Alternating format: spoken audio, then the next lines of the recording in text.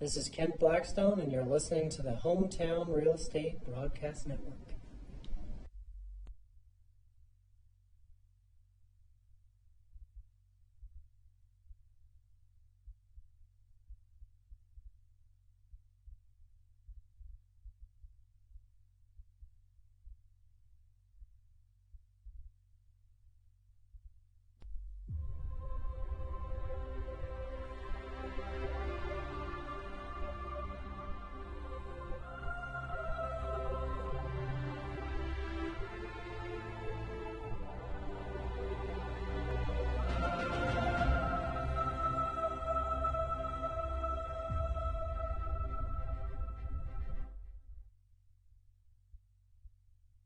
Blackstone, and you're listening to the Home Towne Real Estate Broadcast Network. Good afternoon. Coming to you live from Central Islip, New York. Andrew Bandstra here with Brendan Casera and Matthew Hargrove. It is time for Blue Crabs baseball right here on the Home Towne Real Estate Broadcast Network Playoff Edition. The North Division Championship Series, a 3-game set coming to you live from Fairfield Properties Ballpark, where your Southern Maryland Blue Crabs enter the playoffs in this Atlantic League for the first time since 2017. Guys, it is an absolute thrill to not just be here, but to reflect on how incredible the run to get here was. Yeah, and the run, you talk about the run, really just the last week, you think about what the Blue Crabs had to do to get here into this point. We talked about 5-2 probably being what the Blue Crabs needed to get here during that homestand. And realistically, the Blue Crabs felt like on Sunday they were going to have to go 6-1. They ended up going 6-1 on the homestand. Got a big win yesterday. We're able to clinch it, celebrate, and now you're here today at Central Islip to face the Long Island Ducks. And because of that 6-1 homestand for the Southern Maryland Blue Crabs, they come into the postseason as arguably the hottest team in the entire league, not just in this series against a very impressive Long Island Ducks squad. And that's just all you ask, particularly in the game of baseball, as you go into the playoffs as that hottest team. And they have one of the hottest pitchers on the mound this evening, I should say, and Kyle Murphy, an absolute bulldog. We've had multiple discussions about that bulldog mentality. The 9-strikeout game, his last outing, was just superb with the 5 innings. And, man, it's going to be a fun one. I cannot wait. And you make a good point, too. Over the last week, really Southern Maryland's had to play playoff baseball. You felt like you had to win every single game to get here to this moment, to win that North Division championship or that title in the second half. And so for Southern Maryland, I think the one advantage they have is the fact that Long Island's known they're going to be here for a long time. They've known since the first half they were going to be in the playoffs. For Southern Maryland, they didn't know that, so they've had to scratch and claw their way to this moment. And so you want to think that maybe Southern Maryland's playing their best baseball at the right time. They've got that momentum, and they're going to maybe be able to get a series win here. And real quick, Andrew, before you lead us into this segue, talking more about Kyle Murphy. And like I said, you'll get to talk to him or about him just here in a couple of minutes. But the way that this offense has been performing in the last week on that homestand with a 6-1 record, you have to love your chances to pull off an upset here on the road. If Murphy can go out here, doesn't have to be perfect. If he can go out there, give you 5 strong innings, just allowing 2 runs, and the way this offense has been, you could maybe be looking at a 6-2 lead heading into the last third of the game. It's a 3-game series, guys. Kind of strange that it's just a 3-game set. Obviously, generally, when you play in a 120-game season, you're probably looking at least a 5-game series. But you know what? Those are the dice that have been rolled, and that's where we're going to play it. Additionally, a little bit of a strange note would be that we've only had about 3 Monday games this year. That was one of the scheduling differences for this season. You don't get any break. Celebration on Sunday night. You mentioned Southern Maryland won 6 of their final 7 games to not just get into the playoffs, but with that 6th win, becoming outright Atlantic League North Division champions in the second half. And Southern Maryland, with their newcomer on the mound tonight, trying to make magic happen once more. We talk about some of those incredible games that we saw at the very end of that homestand. The Alex Crosby play, as it's going to be known as. The Matt Lato strikeout against Courtney Hawkins. It really has the team of destiny vibes. And Matt, I think you really brought up a good point in that in the game of baseball, really just in any sport. I mean, you look at it in March Madness, you look at it across the board, whatever team is hot is going to have a heavy favorite coming in. Southern Maryland trying to pull up an upset, though, here today. Yeah, Loyola Chicago's not making the Final Four if they're ending the season 4-6, Andrew. And we remember that Alex Crosby play in the Game 2 of that doubleheader this past Saturday, but we also have to remember the Jordan Howard game with a 3-run home run and then the spin move to get the second out of that 7th inning to eventually get that Game 1 win for the Blue Crabs. Jordan Howard, he's not in the starting lineup, and depth is going to be a key factor, obviously, for any team in the playoffs, but we have to remember that there is a little bit of a different rule for the playoffs. The DH rule is not in effect. So if a pitcher is going to be pulled, like Kyle Murphy, let's say in the 6th inning, Javon Rosa, who's the DH today for the Blue Crabs, he's going to get the opportunity to stay in the ball game 1 through 9 innings.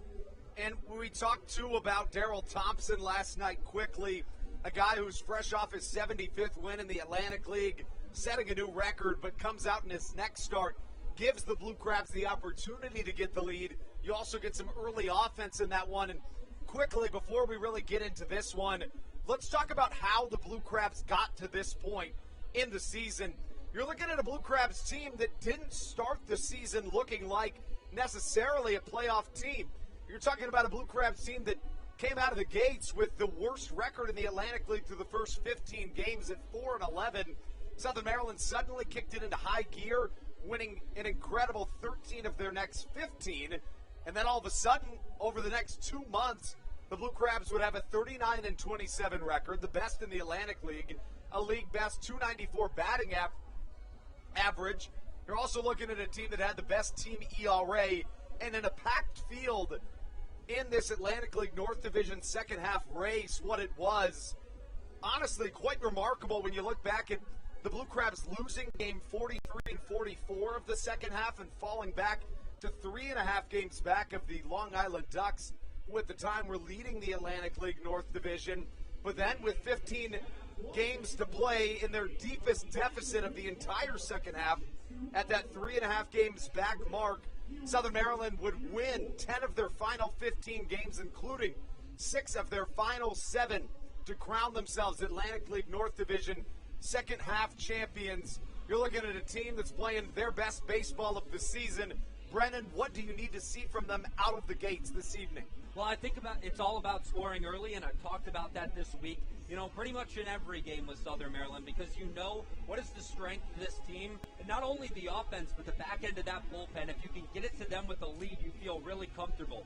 So if you can get out to an early lead, Stan Clyburn's able to maybe go to that bullpen even earlier than maybe he wants to if he really feels like he needs to, and then you can trust guys like Dalton Kiki and Matt Latos and Andres Briseño and Patrick Baker, and the list goes on to continuously slam the door shut through those last 4 or 5 innings if you really need them to go that far and close out a game. So I think what's really important, especially here on the road, is getting that early lead. That bullpen has been used a lot, especially during that homestand. We've talked about the heroics of the Blue Crabs closer and Matt Latos, but all bets are off when it comes to postseason time, and those guys know it. Those guys want the ball. They don't care that, Briseño's had 50 appearances. He doesn't care, because this is what you play for, especially getting out early. Blue Crabs, you said it, Andrew, they haven't been to the playoffs. When you really look at the numbers, they haven't been to the playoffs in some time.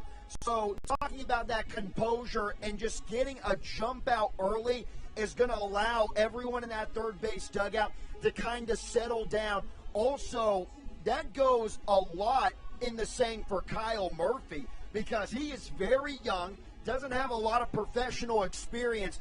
So you jump out early, maybe get a 3-1 lead in the 4th inning. Kyle Murphy is dealing. You got to feel really good about your chances.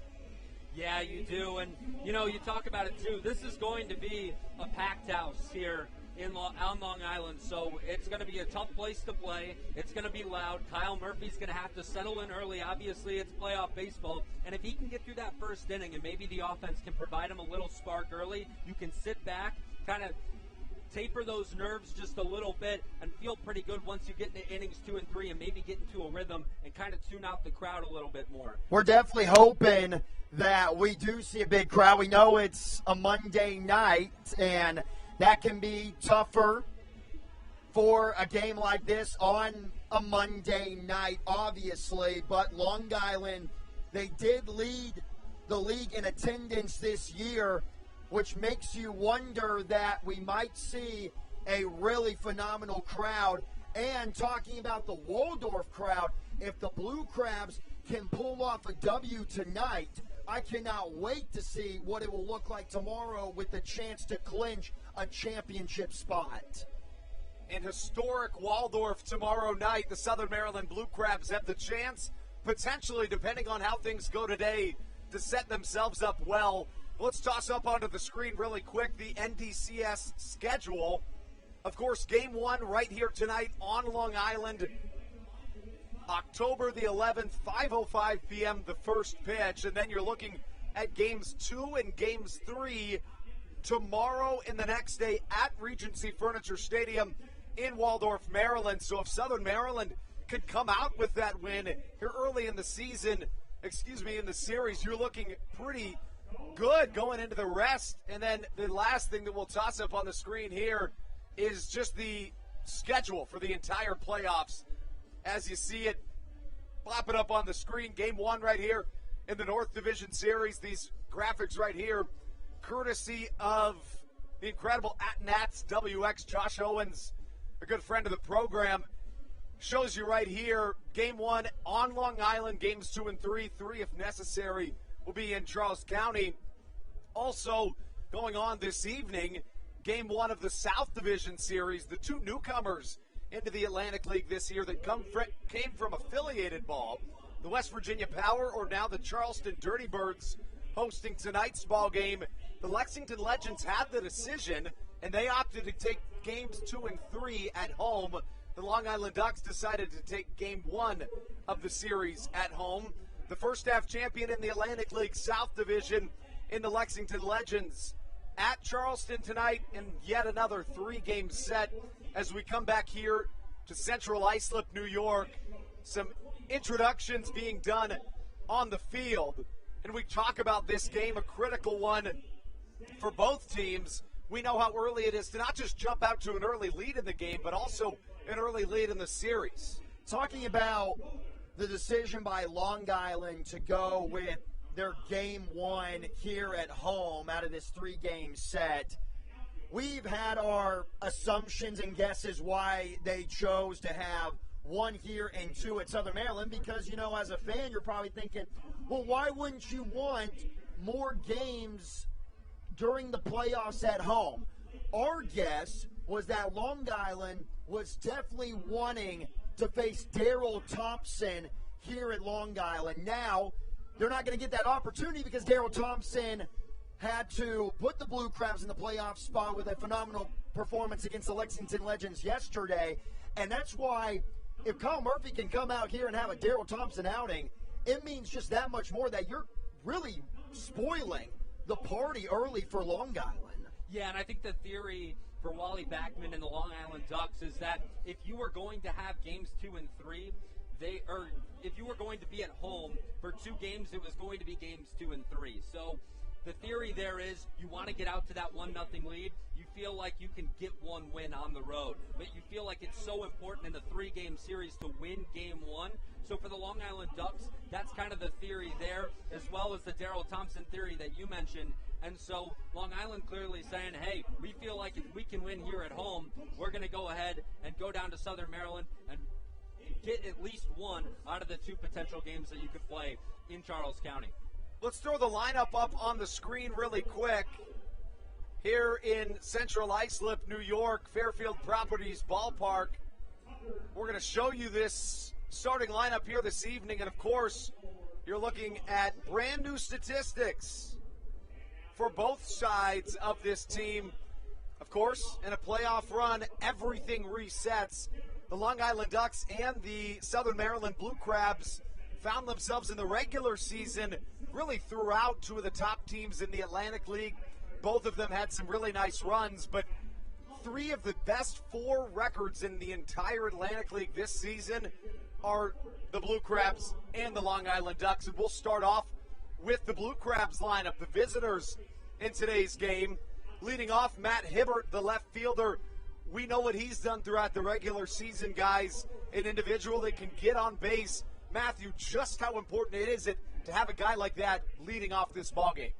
Leading off a game is, especially in the playoffs, he might have the most important position on the team because when it comes down to it, he's the guy that's going to get the most at-bats at least. And the way that he's been stroking it, you can say that Matt Hibbert, he's going to get on base via the walk, and we know that he's probably going to get hit by a pitch sometime during this series. But going into yesterday's ball game, he had a .310 batting average in the month of October. So the Blue Crabs are playing some of the best baseball in the Atlantic League, and they have their leadoff guy who has been one of the best hitters in the Atlantic League overall. Those are 2 duos that you just have to have going for you. Matt Hibbert, very important for success. And you talk about Matt Hibbert's ability to get on base. That's the most important thing for Matt Hibbert.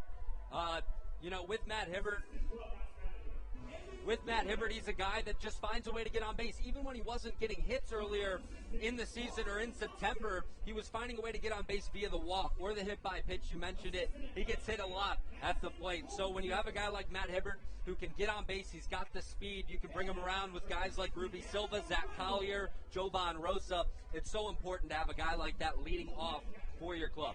Batting second, Ruby Silva, the second baseman. We know what he's done all season, guys. An individual in Ruby Silva that was named the Blue Crabs Player of the Year, also the Atlantic League Player of the Month in August, acquired via trade from the West Virginia Power at the time, now the Charleston Dirty Birds, a guy that led the Atlantic League in batting average since being traded, and he plays second base this evening. Batting third, Zach Collier, the center fielder, and just rounding out that top third of your lineup. You got to feel really good if you're a Southern Maryland fan, Brendan, knowing that you have those 3 leading off this ballgame, especially here being on the road. You're going to start the game against the lefty Darren Downs for this Long Island team, and you really got to get a lot out of that top of your lineup. Yeah, we talked about the top of the lineup, a lot this season, and Ruby Silva, one of those guys that when we first got here, Matt and I, he was struggling a little bit, but we've seen him now have some great success over the last few weeks. A guy who can get on base, who can hit it over the fence, and who's got good gap-to-gap power. He's got good speed as well. We talked about yesterday how he can leg out infield singles.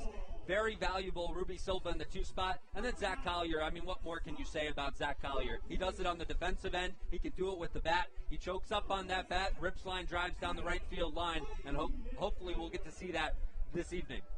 Batting fourth, Jovan Rosa, the designated hitter for today's ball game. Another late addition to this Southern Maryland team that bats fourth, a guy that's really been hot of late. I mean, you look at the numbers for a guy like Jovan Rosa, who was really struggling even just 3 or 4 days ago. But if you're going to get hot at the right time, Matthew, you got to do it with a guy like Jovan Rosa, who finds himself fresh off a 5 for 10 series. Not just a 5 for 10 series, though. He came up at crucial times in games, took a little bit of a more conservative approach, and just got the ball in play. He has been a lot of fun to watch, especially during that homestand.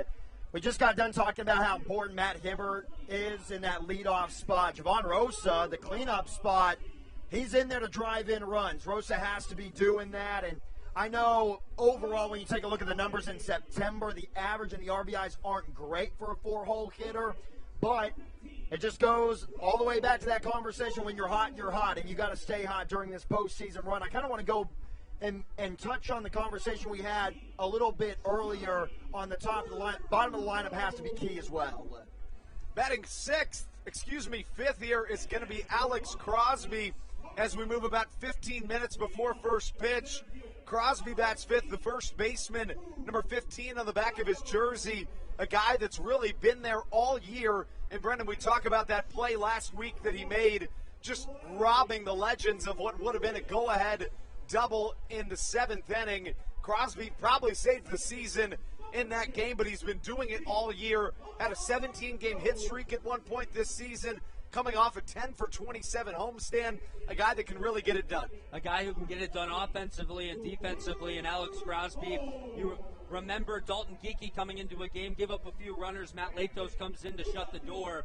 You've got runners in scoring position, and there was a ground ball down the right field line that typically is going to be a double. But Alex Crosby playing closer to that line makes a diving play, able to tag the bag at first, and it was a huge out for the Blue Crabs in that game. So Alex Crosby, you know he can get it done with the glove. You know he can get it done with the bat because the numbers speak for themselves. And he was a great addition to this Blue Crab team after he went to go play for his country. He comes right back to Southern Maryland, and he didn't miss a beat for this team down the stretch. Batting sixth, Ladarius Clark, the newcomer to this team as of today. He was traded from the Lancaster Barnstormers to the Southern Maryland Blue Crabs. And honestly, Matthew, he's kind of the question mark in the lineup right now for Southern Maryland. It's a team that has great chemistry, a really tight-knit group, and Clark comes in because of the injury to David Harris. He takes the spot of power hitter. We've seen him do it against the Blue Crabs, but how do you think that kind of fits in a newcomer to the ball club for the playoffs? Well, I think you have to compare him to David Harris, and you're no short on the power, obviously, in that bat. The average is going to get down a little bit, and when we saw that the Blue Crabs were going to get Ladarius Clark in for David Harris for the postseason, we were, thinking back on Ladarius Clark and how he has fared this season. Kind of a streaky hitter, but when he's hot, he's hot. And when we get this series back to Regency Furniture Stadium, he has lit up Waldorf, Maryland, really successful there. So maybe we see a 2 for 4 night from Ladarius Clark. He goes back home and continues to be great. And yeah, with Ladarius Clark, you talk about him, a guy who can be a streaky hitter, a guy, though, who obviously can provide power into the gaps and, can definitely hit home runs he did for Lancaster, too. So a great addition to this team, a late addition, you mentioned, replacing David Harris, and excited to see him in the lineup tonight. Let's take a quick break for the national anthem. We'll be right back.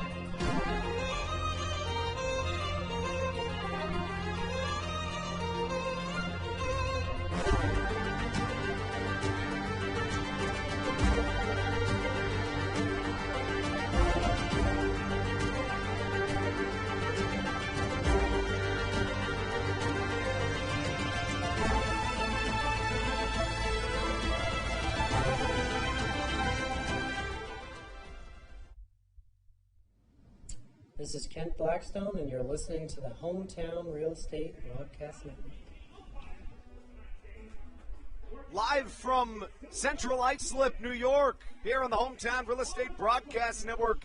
Andrew Banstra alongside Matthew Hargrove and Brennan Casera as we take you into tonight's contest right here on the Home Towne Real Estate Broadcast Network. Of course, guys, our first game outside this season of Waldorf, Maryland. We're talking about a team that has been hot of late, won 6 of their last 7 to get in to the postseason as we round out the Blue Crabs starting lineup. Batting 7th after Ladarius Clark will be Josh McAdams. McAdams, one of the most powerful hitters, not just in this Blue Crabs team, but all of the Atlantic League. Guys, I have a stat for you on Josh McAdams. When you look at the numbers on the year, he didn't just have a powerful season, he had one of the most powerful seasons by a Blue Crab ever. You look back at his season, a guy that found himself tied for 8th most home runs in Blue Crabs franchise history, not to mention in a shortened season. And in addition to that, he finds himself with the 3rd most RBIs in Blue Crabs franchise history. 22 bombs, 90 RBIs for McAdams this season. And the right-handed hitting third baseman is a key to this lineup.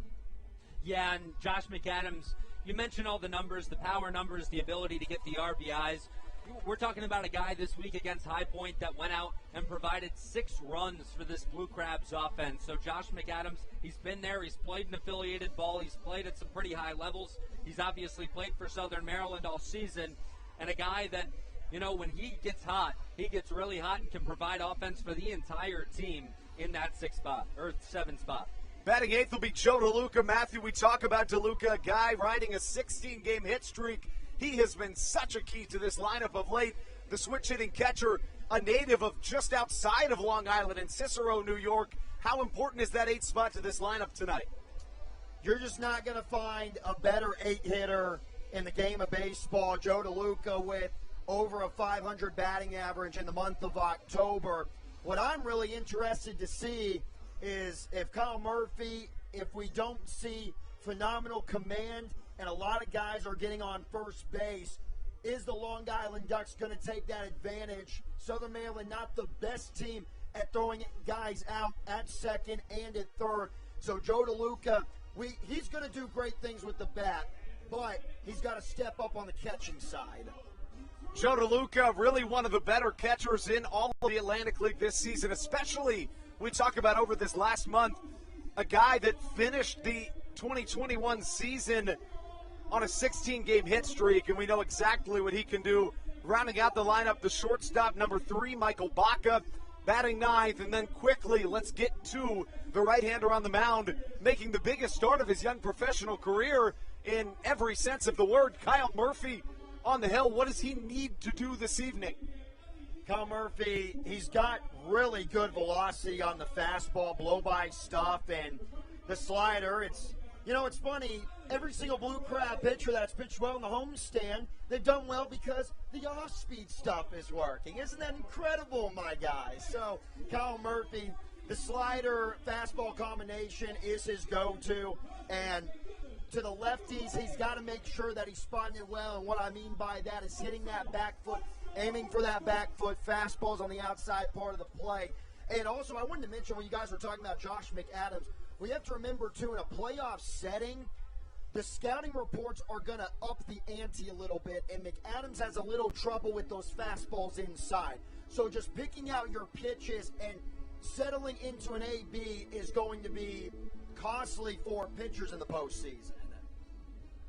Talking about a guy in McAdams in his second year with the Blue Crabs, trying to make a really big-time push for his squad as Matt Hibbert comes out of the dugout, getting ready to face Darren Downs. Quickly, let's talk about Darren Downs, a guy, the left-hander, an MLB veteran, somebody who's had success against this Blue Crabs team this year and will look to do so again this evening.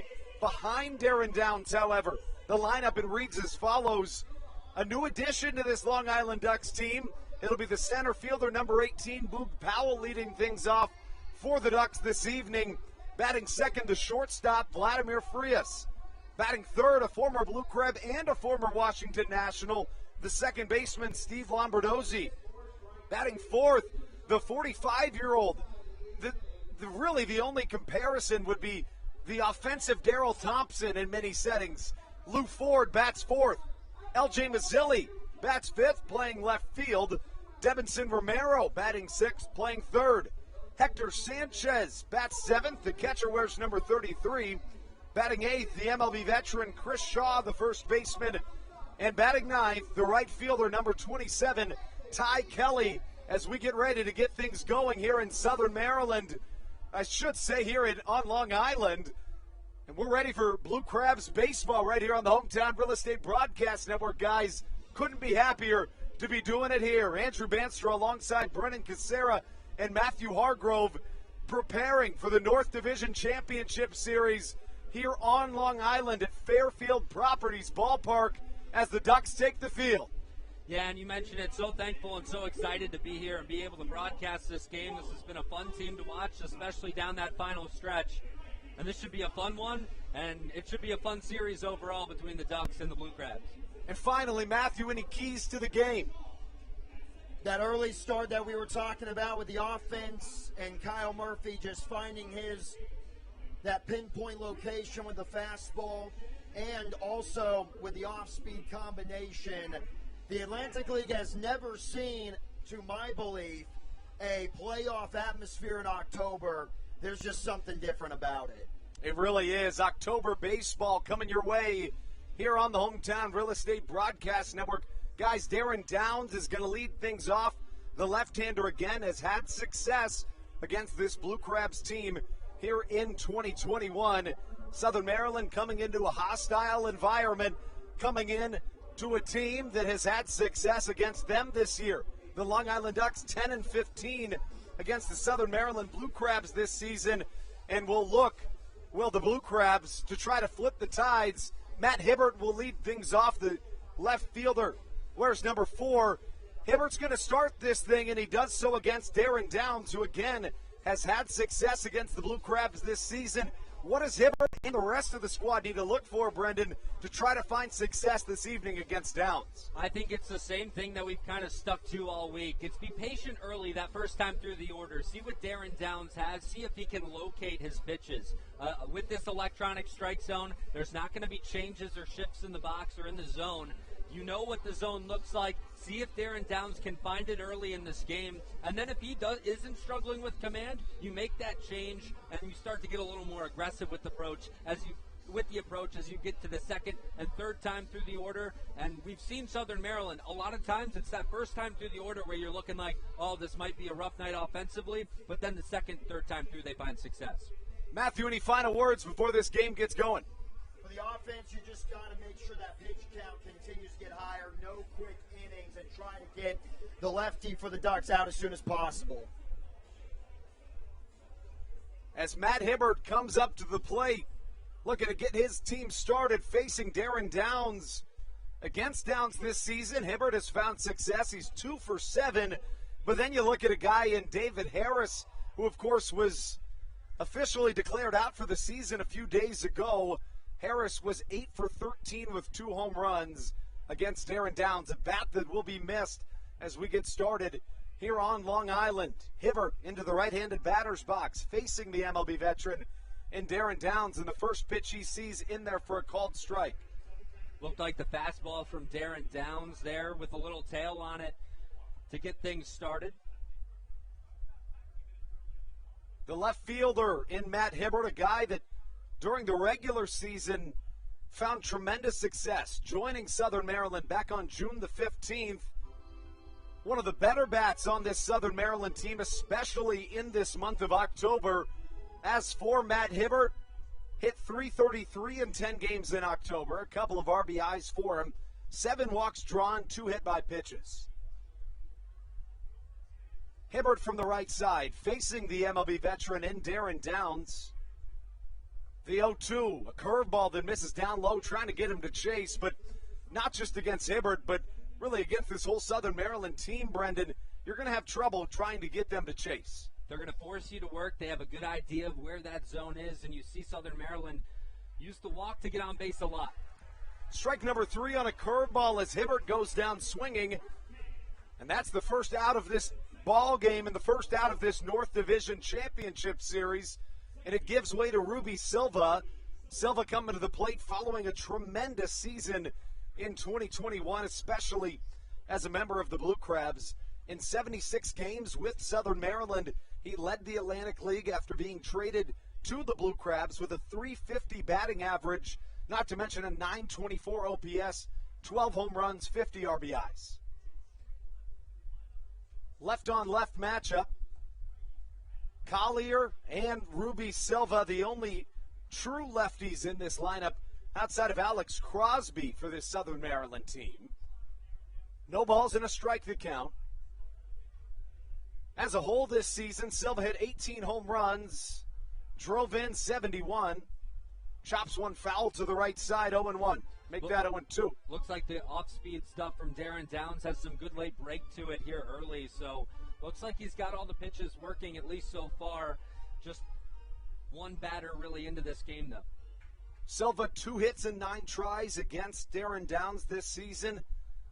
As for Darren Downs, a 4.50 ERA on the year. The veteran of the pitching staff and the ace for this Long Island Ducks team. The pitch outside, a called strike, and back-to-back Ks for Darren Downs, who has it going early. 2 away, nobody on, brings up Zach Collier. Collier, truly one of the MVP candidates in the Atlantic League this season. A guy that can just get it done in so many different ways and has been just a standout all year. I mean, you talk about a guy in Zach Collier, Brendan, that's reached base in all but 10 of his 86 games played. Right, and really a 5-tool player for the Southern Maryland team. Zach Collier, he's been on the SportsCenter top 10 plays with his glove. He can provide offense for this Southern Maryland team as well. And so, just a fun guy to watch, and he can do a little bit of everything for your ball club.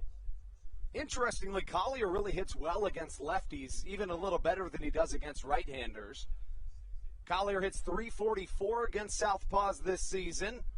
Looking to get a spark into that Blue Crabs offense here early. Pitch misses just a touch upstairs. And the count, a ball and a strike here to Zach Collier. I really think you could go a long ways with just getting somebody on here in the first to try to knock the groove out of Darren Downs. The left-hander Downs comes set, glove at the belt. The 1-1 high and tight, 2 balls and a strike to count. Yeah, and you mentioned that approach, just getting that first guy on, so important. But this is a Southern Maryland team that we've seen in a lot of games, maybe struggle that first time through the order, but the second and third time through, they pick up on something, and that's where they're able to get that spark for the big inning. We'll see if they can. If they don't have success early on, it's not time to hit the panic button. They may have success later. 1-2 fouled over our heads.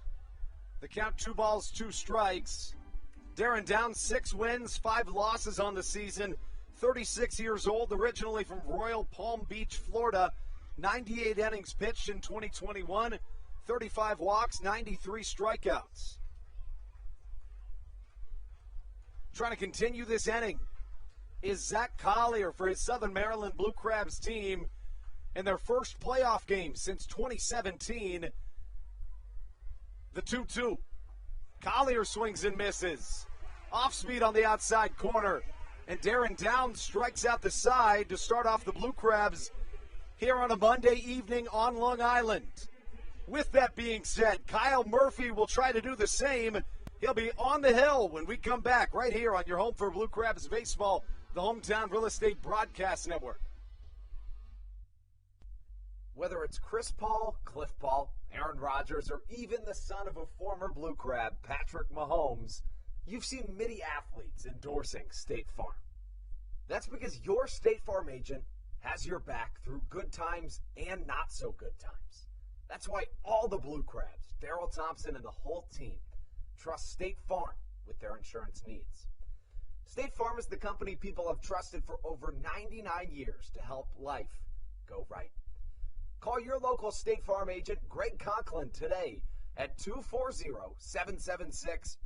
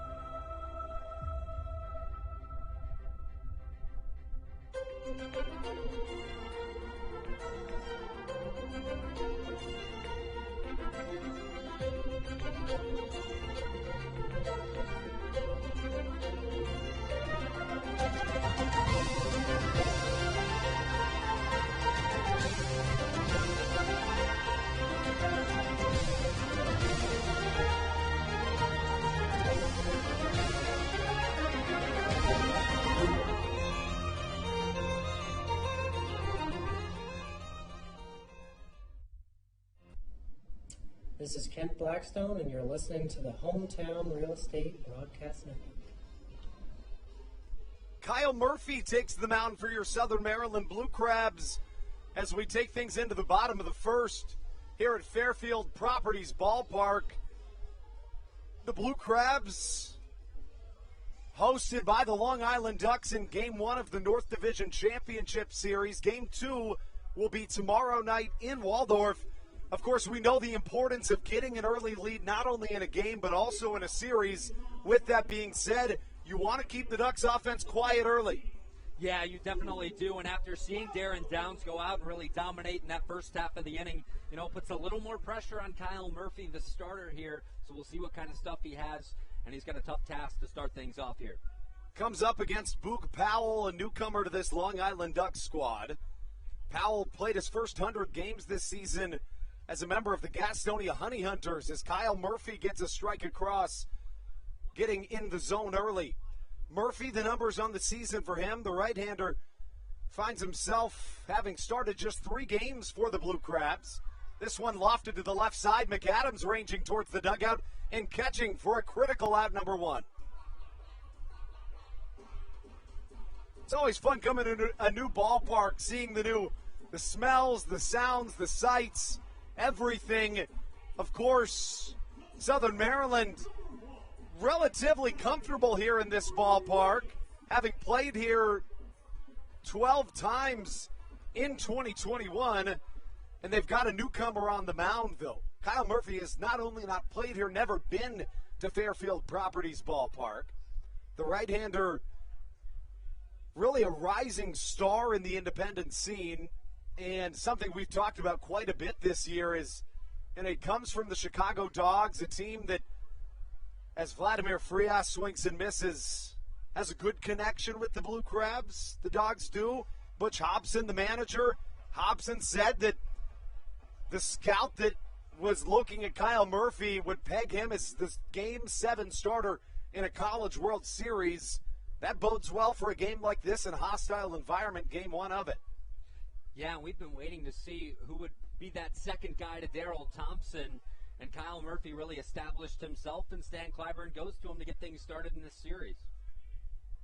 As for Kyle Murphy, the right-hander, the numbers on the season, finds himself with a 9.6 ERA, 2 wins and 1 loss. Has back-to-back W's. Hot shot to the right side in the sun. Ruby Silva snares this one and fires to first for out number 2. A really good start in this ball game from Kyle Murphy, one of the youngest players in all of the Atlantic League, and he's facing a lineup right here in Long Island that has a handful of MLB veterans, very composed early. Yeah, and he's pitching to contact like Darryl Thompson preaches, but he's also getting soft contact early, and that's a good sign from Kyle Murphy. Means the stuff's moving well. He's finding, anywhere but the barrel of the bat for the Long Island Ducks, and so 2 soft contact outs for Long Island early. Now facing off against Steve Lombardozzi, first pitch misses outside. A guy that commands the strike zone in Kyle Murphy. Southern Maryland wearing those red Maryland-themed jerseys. Fastball low and away, 2 balls, no strikes.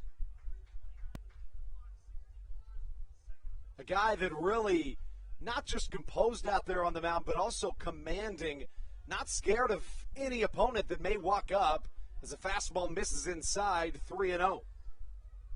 His last start was his best, 6 innings, 4 hits, 6 strikeouts, 2 runs allowed against the High Point Rockers in what, in many senses, was a playoff game in its own right.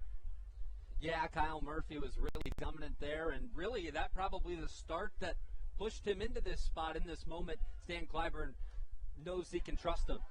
His very first start, the right-hander went 3 innings, allowing 9 earned at York.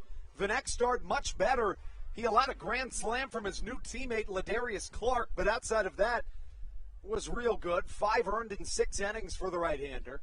And this is a guy in Steve Lombardozzi who's been hot for Long Island, reaching base in 28 of his last 30.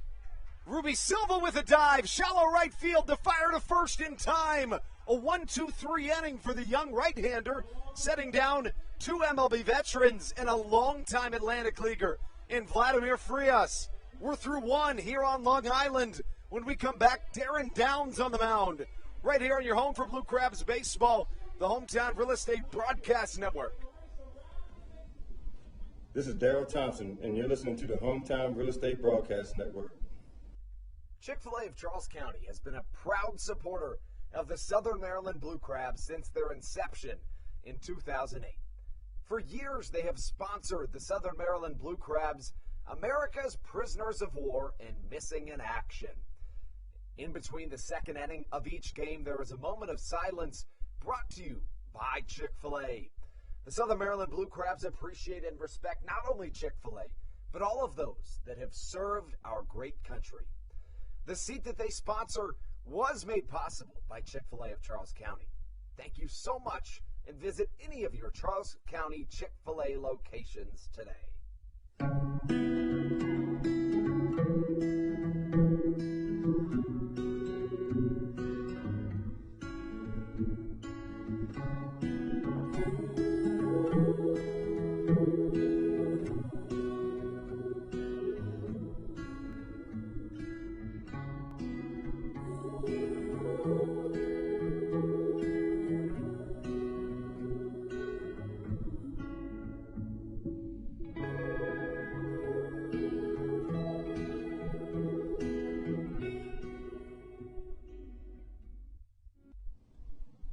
This is David Harris, and you're listening to Home Towne Real Estate Broadcast Network. To the top of the second here on Long Island, Central Islip, New York, the location of today's matchup. Your Southern Maryland Blue Crabs on the road for Game 1 of the North Division Championship Series and looking for a massive win here to start this thing off as the Blue Crabs find themselves having gone down in order in their first half of the offense, but now still with a 0-0 game, awaiting our first base runner in this one. What have you taken from the first inning of Darren Downs and try to apply it to your offense? You really, when you look at Darren Downs, a guy who's been able to find his way into the strike zone, a guy who really pounded the strike zone in that first inning. He's got good late-breaking movement on those off-speed pitches. So if you're Southern Maryland, you might start to go to that more aggressive approach here in this second inning already, because it doesn't look like Darren Downs is going to issue many free passes here this evening. The 0-1 to Jovan Rosa, hit to the right side, likely going to get out of play, and just does. Rosa putting the bat on the ball in each of the first 2 pitches, though a guy in Jovan Rosa that we talked about in the pregame show has found really good success here in this last week, hot at the right time, 5 for his last 10 at the plate. Yeah, and Jovan Rosa made some adjustments, I think, really picking on some more off-speed pitches from the different pitchers that they have faced over the last week, because he was struggling to catch up to that fastball, especially pitchers exploiting with the fastball up in the top of the zone. He was having trouble catching up to it. So what has he done? He's changed the approach. He's gone the other way and really utilized some of the off-speed pitches to his advantage as of late for Southern Maryland. No balls, 2 strikes. Curveball misses downstairs. They're going to say he went around. And that's strike number 3. The one thing that we have not gotten to yet in this ballgame, Brendan, is the fact that with playoff baseball, a couple of the experimental rule changes are not in effect right now. The double hook designated hitter rule means that Jovan Rosa can be in this game throughout if Stan Clyburn so chooses. And then additionally, you find yourself with not having a runner on second in extra base innings. Yeah, and that's going to be a change, obviously, for Stan Clyburn and his squad, but a good one because you get Jovan Rosa for the entirety of the game. That obviously big. And then, of course, the one thing that does stay is the mound at 61 feet 6 inches. Alex Crosby fouling one to the right side. In the first year as Major League Baseball's premier MLB partner league, here in the North Division Championship Series, Andrew Banster alongside Brennan Casera and Matthew Hargrove at Fairfield Properties Ballpark. The Blue Crabs struggling early against Darren Downs, but their arm on the mound has been just as good. Slider misses outside, the count, a ball and a strike. Darren Downs appeared at the Major League level with the Detroit Tigers in 2012, 2013, and then with the Astros in 2014. Compiled a 4.76 ERA and 92 relief appearances. Now a starter here in this Atlantic League as the count goes to 1-2. Crosby fouling to the left side. And, Southern Maryland in their first plate appearances, 4 swinging strikeouts, and you really need to find a way to put the ball in play. If this trend continues, you're going to see Darren Downs become much more confident on the mound. Yeah, there's no doubt about that. And I think, it's just that first time through the order, still trying to get a feel for things here for Southern Maryland. Chopper to the right side, fielded by Steve Lombardozzi, and fired to first. First game in a hot and hostile atmosphere here in Long Island. And coming up to the plate with 2 away and nobody on, Ladarius Clark. A new addition to this Southern Maryland team, replacing the injured David Harris, a key bat for this Blue Crab squad. And now Ladarius Clark, who had great success against the Blue Crabs this season, joins the squad for their postseason run. First pitch from Clark swinging, hits it to the right side, out of play. Looking at the numbers for Ladarius Clark on this 2021 season. Of course, all of those games with the Lancaster Barnstormers, a .265 hitter, a .530 slugging percentage, 18 home runs, 65 RBIs, but the key part of that, 28 stolen bases in 31 attempts. Yeah, and when you can add some speed to the middle of the order, a guy who, if he gets on base, you've got enough power to bring him around. So a huge addition for this Southern Maryland team for this postseason run, as you mentioned, Andrew. 5th most stolen bases in the Atlantic League this season. Top 15 in home runs. As he gets a piece of this one, sends it back to the netting, and the count 1-2. Darren Downs finding success early. Southern Maryland and their right-hander Kyle Murphy just as good to this point. 5 up, 5 down right now for the Long Island Ducks and Darren Downs. Clark swings and misses. Curveball in the dirt. Hector Sanchez picks up and fires for out number 3. Southern Maryland goes down in order for the second inning in a row. But Kyle Murphy trying to continue to be dominant in the biggest start of his young professional career.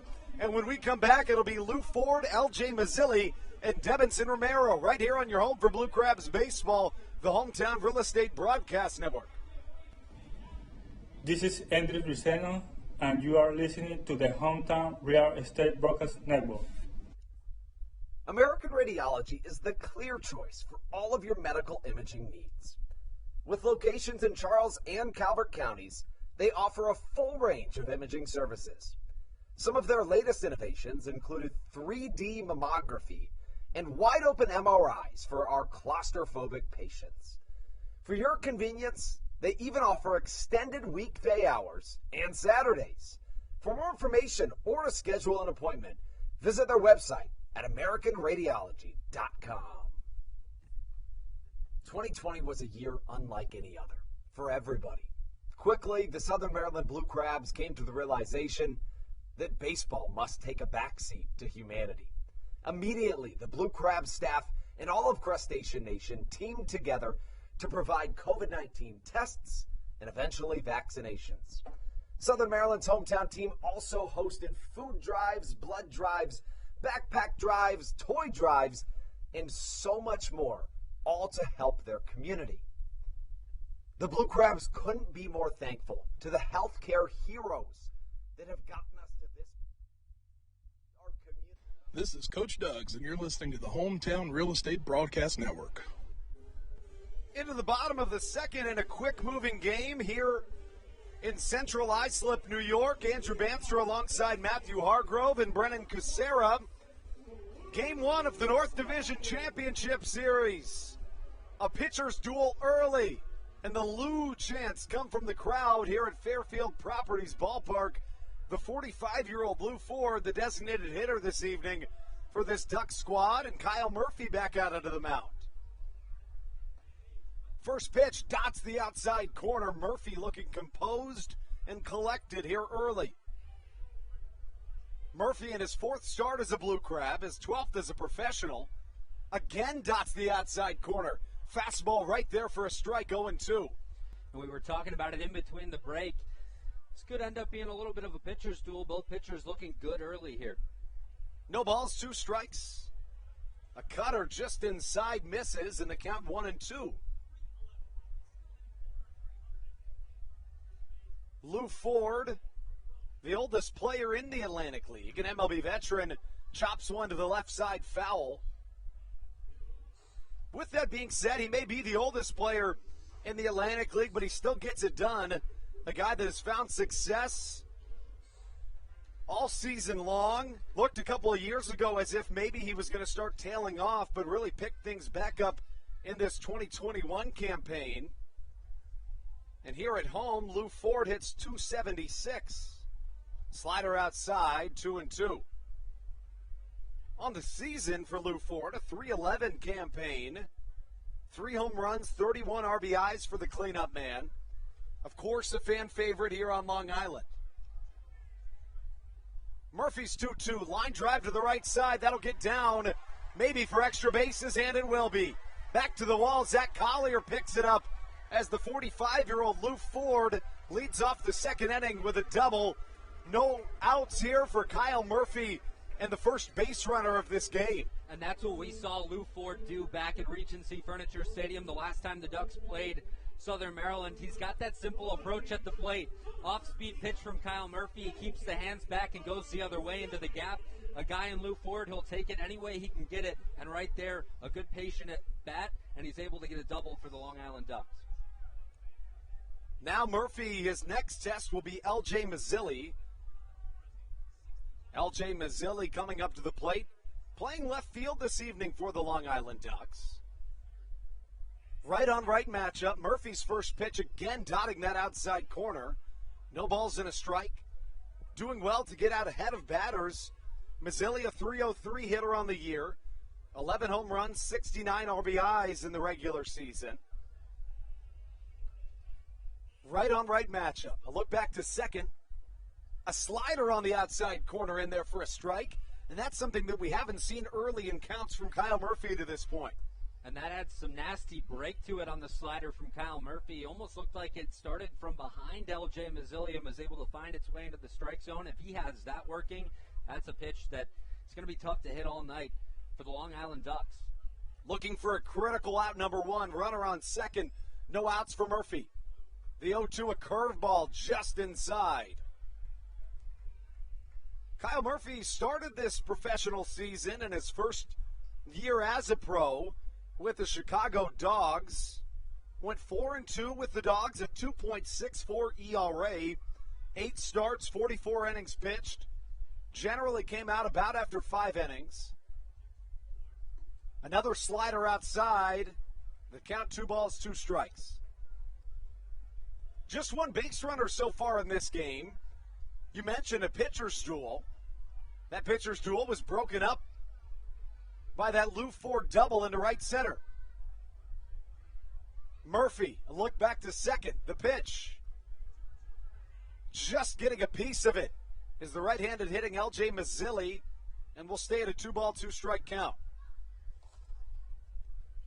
Yeah, Mazzilli just able to get some contact on that one there.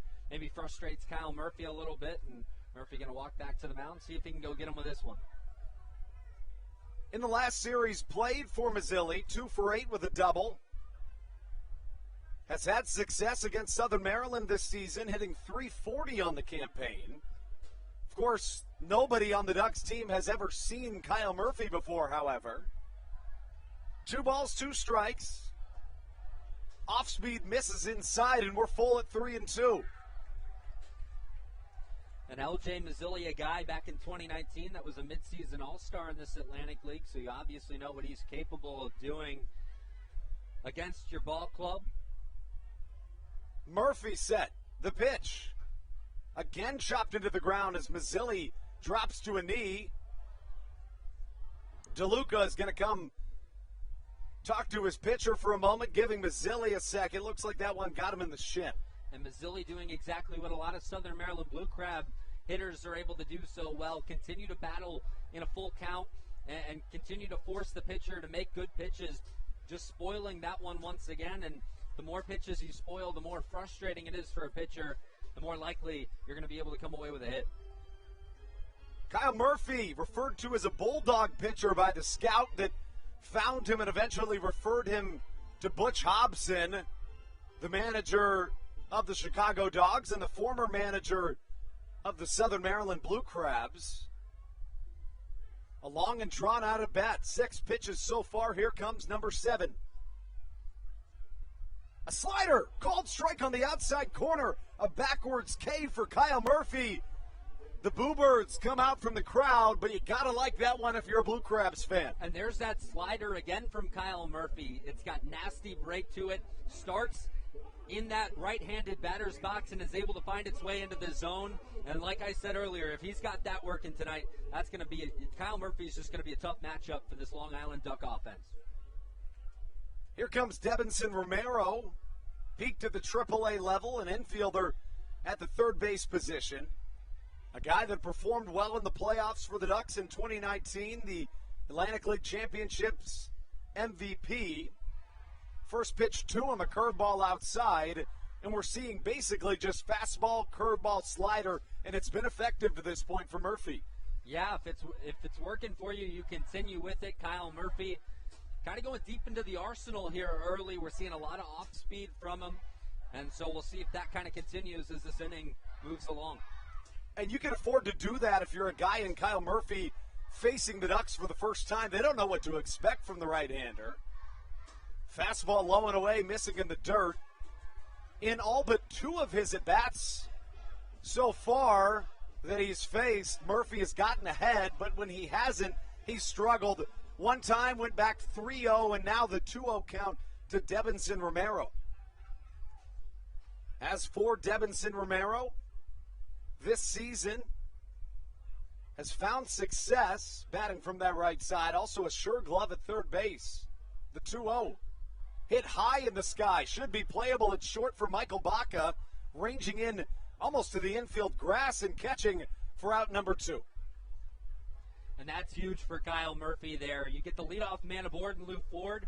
You're not out of it yet, but you're able to come back, get the strikeout, and then the soft pop out there from Debinson Romero. A huge confidence booster for Kyle Murphy, and he's got one more out to get out of this small jam here in the second inning. Brings up Hector Sanchez, the switch-hitting catcher, an MLB veteran. Caught 2 no-hitters of Tim Lincecum. Also has a World Series ring with the San Francisco Giants. Here facing Kyle Murphy, who allowed that leadoff double to Lou Ford, the only base runner of this entire ballgame. First pitch to Sanchez. A backdoor slider missing outside. And that's been the approach for Murphy. You're trying to get that slider away from every hitter, right or left-handed, and to this point, it's worked well. Murphy enters play with 2 wins and a 9.6 ERA. Much better in his last start than he was in the prior 2. Really, his last 2 starts have been very impressive. Yeah, they have, and it's been the off-speed stuff that's worked for him, much like it has early in this one tonight. So he's got nasty break on that curveball and slider. If he can locate it, he's a tough pitcher to face for sure. Sanchez, a .247 hitter in this 2021 regular season. For, of course, first game of the postseason. First game of the postseason for the Blue Crabs since 2017. Tomorrow night, Game 2, it'll be at home at the Reg in Waldorf. Murphy with a 2-ball, 1-strike count to Hector Sanchez. The right-hander, a slider away, 3 balls and a strike. Sanchez, a power hitter for this Long Island Ducks squad. He's been very streaky this season, but long streaks for the switch-hitting catcher. When he's been hot, but when he hasn't, he's really found struggles. 3 balls and a strike. Chopped foul to the right side into the Ducks dugout. Hector Sanchez, he hit 143 in the month of June. Turned things around to hit over 300 in the final 3 months of the season. A .247 hitter on the campaign. Awaiting on deck, should we get there, would be Chris Shaw, the first baseman. Much longer second inning for Murphy than the first, despite just 1 base runner. 3-2 hit well to the right side. Ranging back is the right fielder. And it's just going to hang short. Ladarius Clark right in front of the First National Bank sign in right field. Catches out number 3. A leadoff double. Doesn't come for any runs for the Long Island Ducks. We're scoreless through 2 here at Fairfield Properties Ballpark. 7-8-9 due up for the Crabs when we return on your home for Blue Crabs baseball, the Home Towne Real Estate Broadcast Network. This is Joe DeLuca, and you're listening to the Home Towne Real Estate Broadcast Network. Dyson Building Center is one of the oldest family-owned and operated hardware, lumber, and building supply stores in Southern Maryland. They're located in St. Mary's County on Route 5 in Great Mills. Dyson's has an expansive and diverse inventory to help you with all of your home improvement and project needs. Whether you're new to the world of DIY, a tried and true DIY professional, or somewhere in between, the friendly and experienced staff at Dyson Building Center is ready and willing to help you today.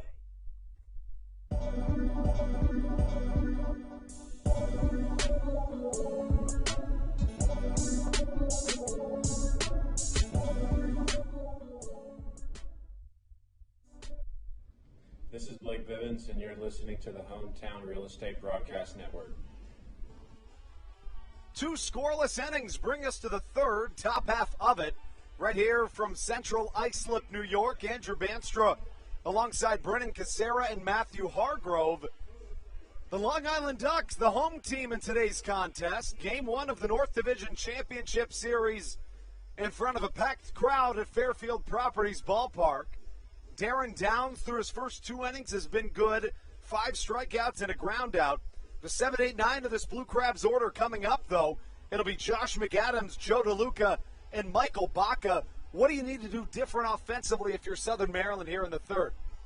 Just continue to try and spoil pitches. And if you can get deep into the count against Darren Downs, eventually you have to feel like he's going to break. And so if you're Southern Maryland, he's pounded the strike zone, be aggressive in the count, but you still got to be smart up at the plate. Try and spoil pitches that you don't think you can, get a good hit on. And then, go from there, see if you can finally barrel one up and get it to the outfield or in the infield for an infield hit. First pitch way high and outside for the left-handed pitching Darren Downs, 3-year MLB veteran, finding himself in his 4th season with the Long Island Ducks. Started in 2015, also the pitching coach for the Ducks squad. The 1-0 swung on and missed, a ball and a strike. This season for Downs, 6-5 with a 4.50 ERA. was really good in the months of August and September. McAdams gets a piece of one. Into the right side, dropping for a base hit. And the first base runner of the game for the Blue Crabs leads off this third inning. And that fastball from Darren Downs has some good arm side tail to it right there. Tried to set up Josh McAdams inside, and McAdams, a good smart at bat, just taking the ball where it was pitched and poking it out towards right field, much like Lou Ford did in his at bat versus Kyle Murphy. And so now it's a good feeling if you're Southern Maryland now. You get that first runner aboard, maybe you can sit back and relax a little bit more offensively. 2 starts ago for Darren Downs was one of his most troublesome of the year if you're a Ducks fan, which we hope you're not. 2 innings pitched in that one. He walked 5 and allowed 6 earned runs, and here comes Joe DeLuca. Showing bunt as DeLuca pulls back, but it's a called strike. Sometimes you can forget that Joe DeLuca is a switch hitter. There's so many right-handers in this Atlantic League that it can be easy to forget, but with that incredible series that DeLuca is coming off, not only is he on a 16-game hit streak, the 4th longest in the Atlantic League this year, 2nd longest for a Blue Crab, but also the batting average over 300 at 304. Fastball upstairs, and that's where we've seen Downs have some trouble here in this third inning of work. The command not quite as pinpoint as it was in the first 2. Yeah, and this is against the bottom third of the order for Southern Maryland that's had a lot of success. Joe DeLuca, a huge reason why. You mentioned the 16-game hitting streak. He's been on fire for the Blue Crabs lately, and with that first runner aboard with nobody out, no better hitter right now to have up. 1 and 2. It was really big for McAdams to come through there. He was 0 for 12 against Darren Downs in the regular season, but now 1 for 1 in the postseason against the left-handed pitching MLB veteran. Joe DeLuca, a 5th-year pro, playing at his highest level and posting career bests in every statistic you can imagine. A switch-hitting catcher and a native of New York. Left-on-right matchup, 1 ball, 2 strikes. The pitch. DeLuca just staying alive, trying to get that pitch count a little higher from Darren Downs. Now, the Blue Crabs would be the favorites in terms of the back end of a bullpen. If they can have a lead going into the end, it looks good. But the Ducks, to their credit, also have a generally, above average back end of the bullpen. Couple of guys that can really shut things down. DeLuca still awaiting the 1-2. A curveball misses low and in, and a really good take makes the count 2 balls and 2 strikes. And these are the at-bats that frustrate a pitcher. DeLuca able to spoil a pitch, foul it off, and then comes right back. Darren Downs trying to get him to chase. DeLuca not chasing there, and so it gets a little more frustrating as you work deeper into the count. The 2-2. Off-speed misses low again. 3 balls, 2 strikes. We're talking about a guy in Joe DeLuca that finds himself the best hitter in the Atlantic League over the last 3 weeks. During his 16-game hit streak, he's 26 for 54. That equates to a .481 batting average. That's better than anybody else in the Atlantic League by 80 points. 3-2, runner goes on the pitch. Out shot to the left side through the left side of the infield. McAdams trying to go first to third. Foot first slide. He's in there in time. No outs. Runners on the corners for Southern Maryland. And the 9-hole hitter, Michael Baca, coming to the plate. And the Blue Crabs starting the runner, employing the hit and run there. And with one of the hottest hitters in the Atlantic League in Joe DeLuca, why not do it? You start Josh McAdams, and then DeLuca pokes it through the left side of the infield. Perfectly executed hit and run, and sets up Southern Maryland perfectly in this top of the third inning offensively. Give him a 17-game hit streak, tied for the 3rd longest in the Atlantic League this season, tying his teammate Alex Crosby as Michael Baca comes to the plate. In the regular season for Michael Baca, who fouls one to the right side, a .270 hitter, 5 home runs, 46 RBIs. Has found success against Long Island this season. In 24 games, 5 doubles, 2 triples, and 8 RBIs. As for Michael Baca, against Darren Downs this season, 2 for 10, has a double and a walk. The 0-1 inside, blocked by Hector Sanchez, 1-1 the count. And lately, especially, this last homestand, it feels like in a lot of games early, it's been that bottom third of the order that's really sparked the offense for Southern Maryland in some games. So it's nice to see here the bottom third of the order once again finding success. Now just got to find a way to get that run home. 1-1. Sinker low and away. 2 balls and a strike the count. Looking at the pitch to this point we've seen from Darren Downs, he's relied on the sinker and the cutter. Not a lot of vertical movement on really any of his pitches. The sinker thrown 54% of the time, the cutter 37%, and then he's also offered 3 changeups. The 2-1. Missing outside, 3 balls and a strike the count. A hitter's count for Michael Baca. Runners on the corners, no outs. Before this inning, Southern Maryland had yet to get a base runner. So far in this inning, everybody's reached. Josh McAdams and Joe DeLuca with a single. The 3-1 from Downs. High fly to the right side. Chasing it back is Chris Shaw, but it'll get out of play. And the count now full at 3-2. Baca gets on base a fair amount, finds himself with a .362 batting average, 38 walks in 106 games this season. Good enough speed on both bases for the Blue Crabs. Certainly not elite, but definitely a little above average for both McAdams and Joe DeLuca. Michael Baca at the plate, the right-handed hitting shortstop, joined the Blue Crabs back on June the 4th. As Darren Downs continues his inning. 3 balls, 2 strikes. Runners on the corners, no outs in a scoreless game. Pickoff move to first. And a good one for Downs, but a good job being patient over there is DeLuca. Could very well be that Darren Downs and the Ducks expected another stolen base attempt from the Blue Crabs. Baca from the right side facing the southpaw Downs. The 3-2. Fouled away once more, and Downs has had to work significantly harder, Brendan, here in this third inning than he did in the first or the second. Yeah, we talked about it when the inning got started here. If you can just spoil some pitches, get deep into counts, and we've seen multiple 3-2 counts, Michael Baca continues to foul things off. It becomes more and more difficult as a pitcher to fool the hitters and continue on and get those outs that you need. So Michael Baca doing a great job here with a runner in scoring position. Payoff pitch once more. Line drive to the left side and a run will come home. That might be extra bases for Michael Baca. The ball gets away from the left fielder, DeLuca, being waved around third. The throw home is in time. But in the meantime, a run will score. Southern Maryland plating the first run of this contest on an RBI double for Michael Baca, who comes up massive here in Game 1 of the North Division Championship Series, Brendan. Yeah, a huge hit from Michael Baca there. You talk about 1 run coming in. That's huge early on because of the way these pitchers looked early in this game. And I like the aggression from Southern Maryland sending Joe DeLuca home. He's a speedy guy testing the arms out in the outfield of the Long Island Ducks in a critical game, obviously, here in this Game 1. And now it looks like we might have an injury out in left field.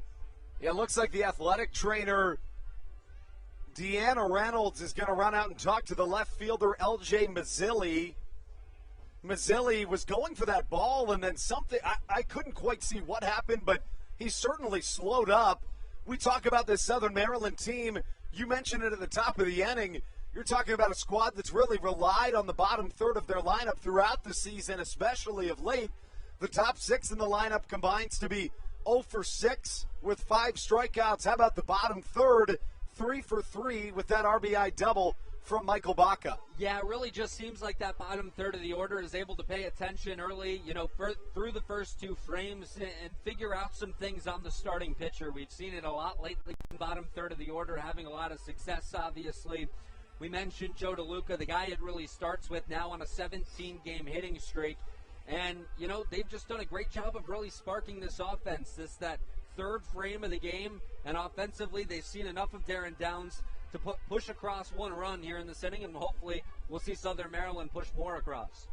Flip things to the top of the lineup for the Blue Crabs. It'll be Matt Hibbert coming to the plate, as it appears as though LJ Mazzilli will be okay. Hibbert, his first time up, struck out swinging. The leadoff man for this Southern Maryland team. A guy that gets on base a whole lot. A .423 on base percentage in the regular season for the left fielder. Hibbert sees the infield in. Runner at third, Michael Baca. First pitch, a curveball. We haven't seen many of those from Darren Downs, who appears to be changing his approach. Yeah, you mentioned more side-to-side movement from Darren Downs early, but that curveball coming from the top down on Matt Hibbert there. No balls and a strike. Runner at third is Baca. Swing at a fastball upstairs, 0-2. And if you're Southern Maryland here, obviously very happy that you got a run across, but it would be critical to get another. Yeah, you know, you talk about scoring early. We said it was so important for Southern Maryland, but also in this Atlantic League, one run's not going to get the job done. A lot of good offense in this league, so you want to tack it on when you can. 0-2 swung on and missed by Matt Hibbert, who goes down on strikes. And that brings up Ruby Silva with 2 away and a runner at third. Southern Maryland on top 1-0 here in the early going. Game 1 of the North Division Championship Series here at Fairfield Properties Ballpark. Central Islip, New York. The home of the Long Island Ducks. Southern Maryland trying to pick up a critical Game 1 before returning home for Games 2 and 3 if necessary at Regency Furniture Stadium. Left-on-left matchup. First pitch to Silva, swung on and missed, 0-1. Ruby leads the league in batting average since being traded to Southern Maryland at a .350 clip. The Atlantic League Player of the Month in August.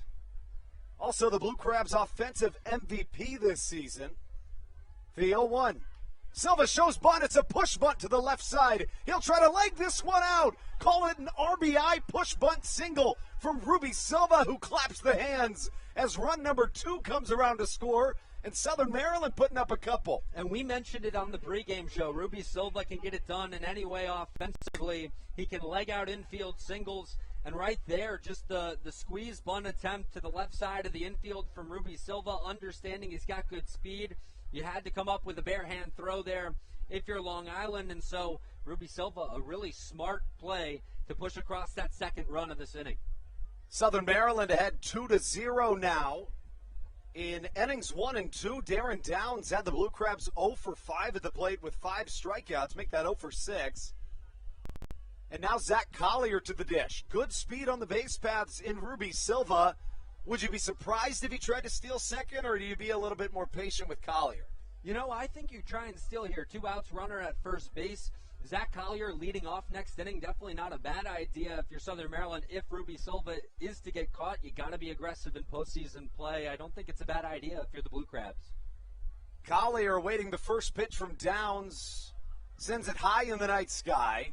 Finding it is Devinson Romero, the third baseman, who comes in and snags it for out number 3.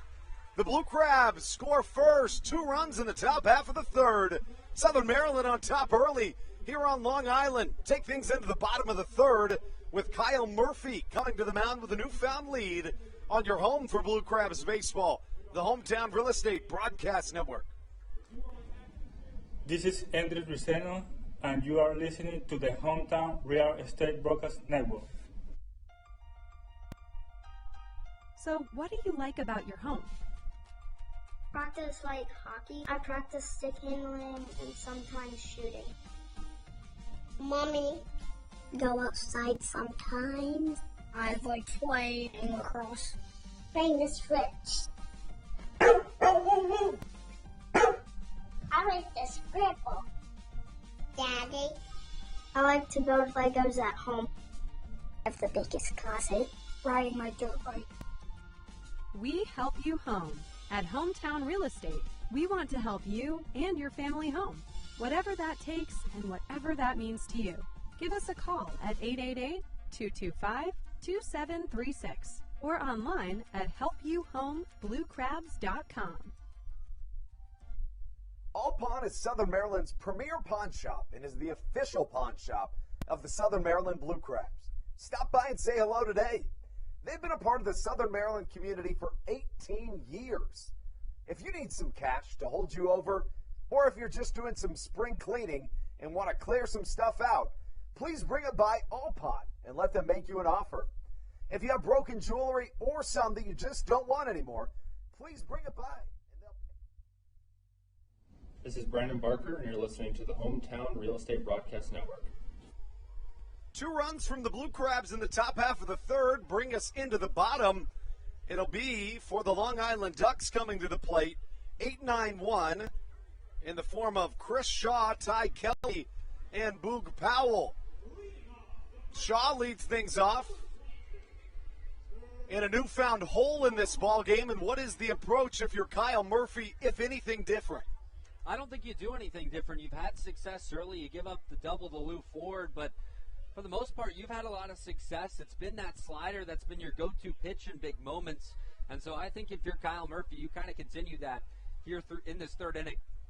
Chris Shaw, the MLB veteran, to the plate. First pitch from Kyle Murphy, just a touchdown low. A ball and no strikes to the left-handed hitting MLB veteran in Chris Shaw. Shaw, an outfielder for most of his professional career, but moving to that first base position here in this 2021 season with the Ducks. 2 balls, no strikes the count.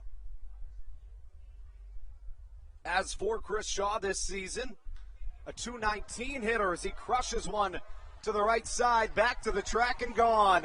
The Ducks get one back in their half of the third. It's their first run of the contest.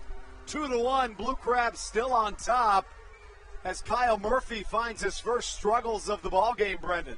Yeah, and this is the Atlantic League. There's a lot of offense, and if you're Kyle Murphy, you made a mistake, you shake it off, you understand you still have a 2-1 advantage, and you go after the next hitters and try and get 3 outs and still keep your team, or keep that Blue Crabs lead. So, you know, it's tough. You give up the home run, but you don't panic here if you're Kyle Murphy. Just continue to do what you've done and trust your stuff. Kyle Murphy set the Ducks down in order back in the first, allowed a leadoff double to Lou Ford in the second, but then shut them down in order following. Leads off Ty Kelly with the ball outside. Kelly, a former New York Met, played for Team Israel in the Olympics this season. The 1-0 in there for a called strike, and Murphy doing such a good job of commanding the outside part of the strike zone. And this is a critical at-bat and guy you're facing with Kyle Murphy right here.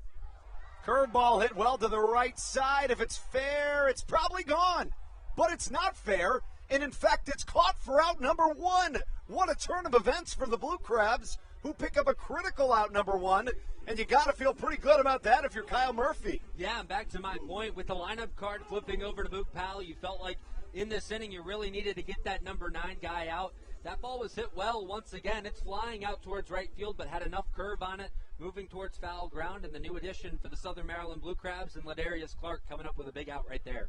We even saw it to end the second inning. Hector Sanchez, the ball he hit, it didn't look like it was hit all that well, but it carried and almost got out of here as Boog Powell sees a strike on the outside corner to start things off. Powell, a recent acquisition for the Ducks. The 0-1, a slider. Did he go? No, he did not. The umpires in today's contest, a 4-man crew. For Federico de Jesus, the home plate umpire. Joe Iglio at first. Here comes the 1-1. Changeup just missing outside. 2 balls and a strike. Warren Nicholson, the second base umpire. And Silvio Martinez at third base. 2 balls and a strike. Murphy from the windup. A slider just missing the outside corner. And when Murphy's missing, he's not missing by much. He's really doing a good job to just catch the outside corner. 3-1 to the left side. Giving chase, but running out of room is Matt Hibbert. Yeah, and you mentioned he's not missing by much, but you know, you don't want to miss over the heart of the plate if you're Kyle Murphy. You'd rather just miss on the outside edge instead of leave one over the plate, especially for a guy like Boog Powell who's had so much success this season. And so, you know, if you're Kyle Murphy, can't be too angry if you just miss outside. Trying to go on the inside corner. It's a 3-2 that leads to a walk. The first free pass of this game from either side brings up Vladimir Frias. Frias grounded out to the second baseman, Ruby Silva, his first time up. 4 hits for the Blue Crabs, all of them coming back in that third inning of action. First run came around on a base hit from Michael Baca that drove in a run, and then Ruby Silva with 2 outs and a runner at third had a push bunt that brought home what is now the difference in this ballgame. A slider down the heart of the plate, a cold strike, and Frias is down 0-1. Vladimir, a late addition to this Long Island Ducks team, has found success as a member of Long Island for some time now. A longtime Atlantic Leaguer, spent time with the Barnstormers as well. His 4th year in this Atlantic League, hit .286 with the Ducks in the 2021 campaign. A career best in his 4 years here in the Premier Partner League of Major League Baseball. Chopper to the right side. Silva out of the glove, fires to first. It's in time. And a really good recovery there from Ruby Silva, a longtime veteran in his younger 30s. He understands that while you made a mistake not getting 2, you have to at least get 1. Yeah, it was a hard-hit ground ball right at Ruby Silva. You're thinking double play there. But you mentioned it, a mistake made. Not a huge mistake if you're Ruby Silva. Ball gets away, and a good heads-up play to still get the guy at first base. So 2 outs and runners in scoring position for Long Island now. Brings up Steve Lombardozzi as Kyle Murphy continues into this ballgame. A 2-1 lead for your Blue Crabs. All runs scored in this game have come in the 3rd. In innings 1 and 2, we saw a combined 1 base runner. It was a leadoff double from Lou Ford in the 2nd. Murphy worked around that. Just to make him feel a little bit more comfortable here with a runner on 2nd and 2 away here in the 3rd. Lombardozzi to the plate.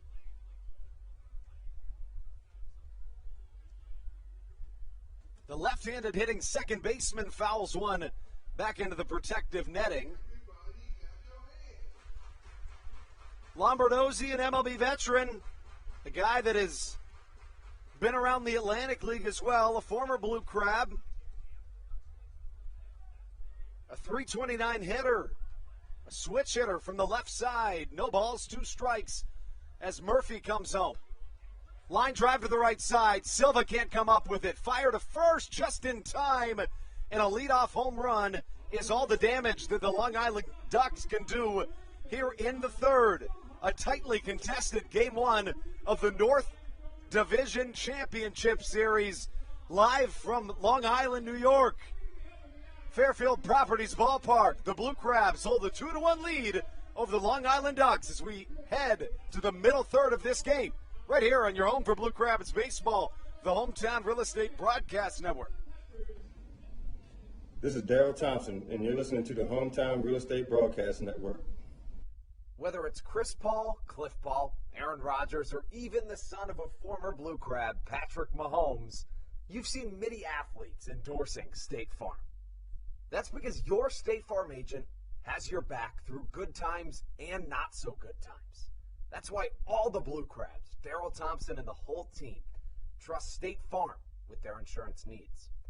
State Farm is the company people have trusted for over 99 years to help life go right.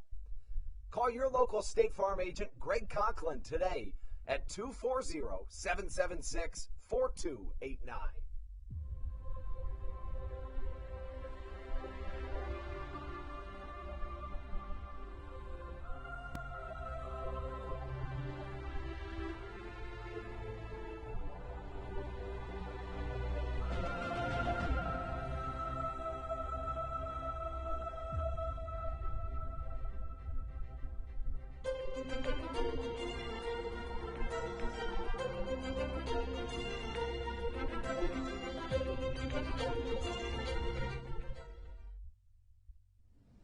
This is Kent Blackstone, and you're listening to the Home Towne Real Estate Broadcast Network.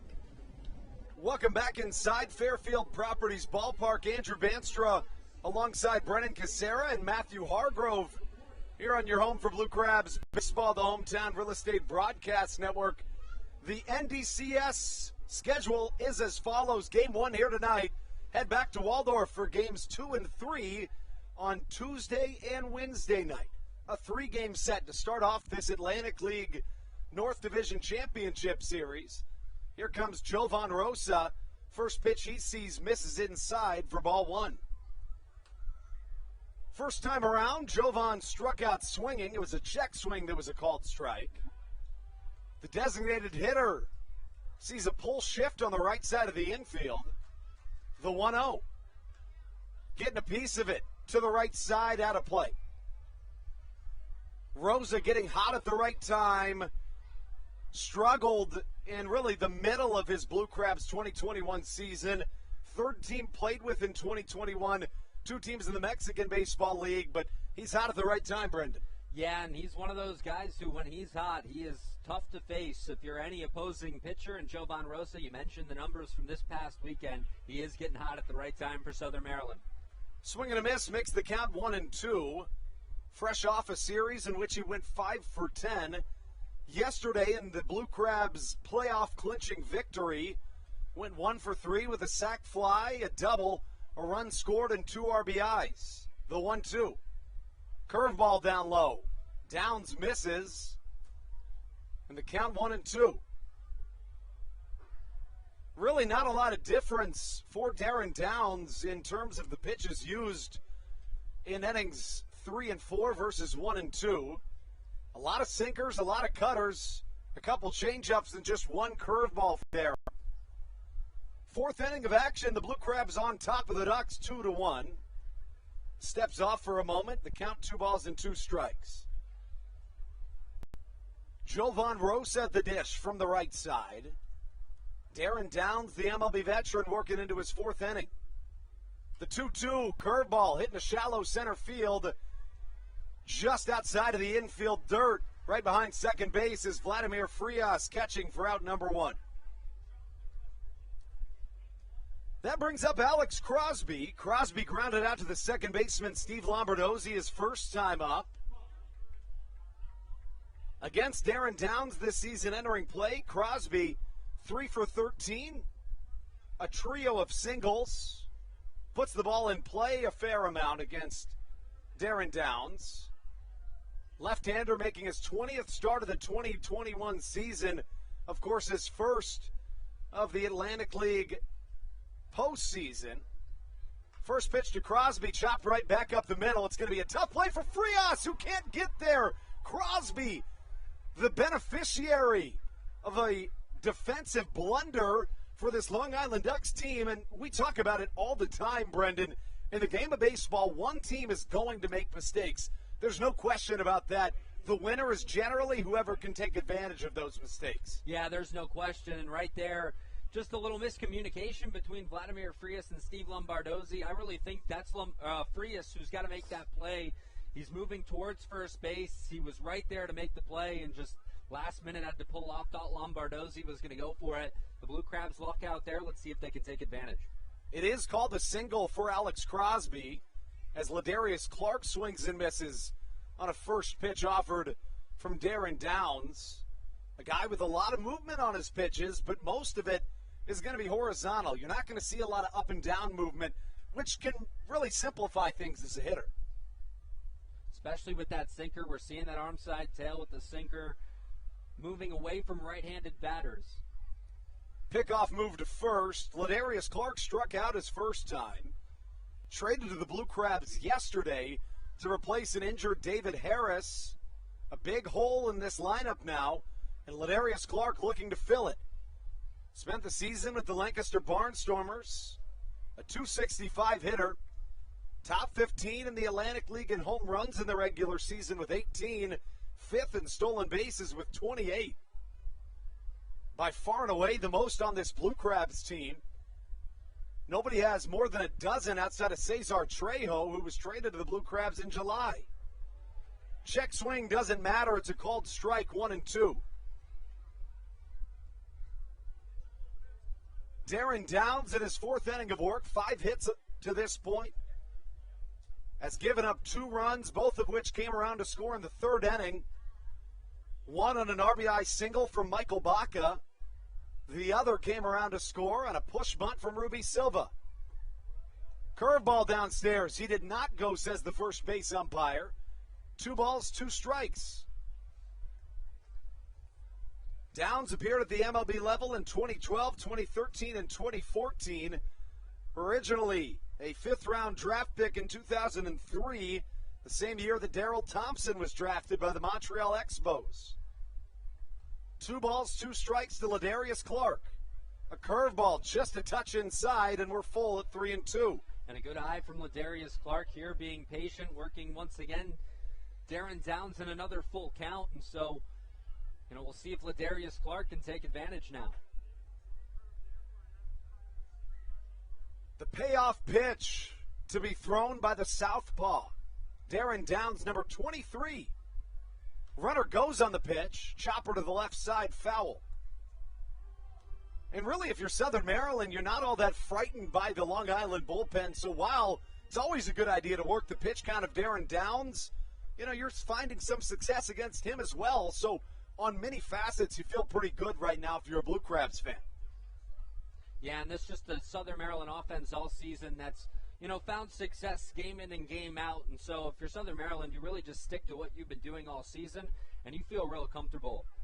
3-2 pitch upstairs, Alex Crosby. Called out trying to steal second base. A delayed throw from Hector Sanchez, but a double play by the Long Island Ducks after the strikeout from Ladarius Clark. We're through 3.5 here on Long Island. Fairfield Properties Ballpark, the site of today's contest, as your Blue Crabs trying to pick up a critical Game 1 series win in this North Division Championship Series. Andrew Bandstra alongside Matthew Hargrove and Brennan Casera as we take things into the bottom half of the fourth. Kyle Murphy back out to the mound when we return on your home for Blue Crabs baseball, the Home Towne Real Estate Broadcast Network. This is Mike Devine, and you're listening to the Home Towne Real Estate Broadcast Network. Weiss Markets is a proud sponsor of the Southern Maryland Blue Crabs and has been since their inaugural season in 2008. Weiss Markets also presents one of the Blue Crabs' best and most famous promotions every single year. Kids can get in free to every single Blue Crabs game of every single year simply by wearing a jersey thanks to Weiss Markets. Weiss Markets can help you with all of your game day needs for a great price. Stop in at your local Weiss today. Eat better, spend less. That's wise. Weiss Markets is a proud sponsor of the Southern Maryland Blue Crabs. When you need a win on the road, don't get left stranded. Make AAA part of your roster and you'll always have someone on deck ready to get you home. AAA also offers car care, insurance, and travel services, and has stores conveniently located for Blue Crabs fans in Brandywine, Crofton, and Alexandria. Don't forget to ask them about membership discounts for military and first responders. Please visit AAA.com to learn more or to find a AAA location near you.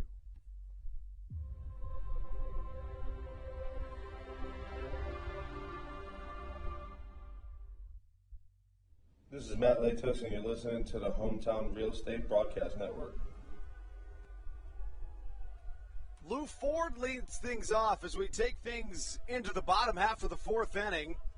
Ford with one of 2 hits against Kyle Murphy to this point, both of them for extra bases as the Ducks come up offensively. All the runs scored in this game back in that third inning of action. 2 for the Crabs, 1 for the Ducks, as Kyle Murphy comes out for his fourth inning. 1-0, a touchdown stairs, 2 balls and no strikes to number 20 in Lou Ford, who led off the second inning with a double, and that was really a turning point in this game for Kyle Murphy, Brendan. Yeah, he was able to come away with some big outs following that Lou Ford double, was able to get out of that inning.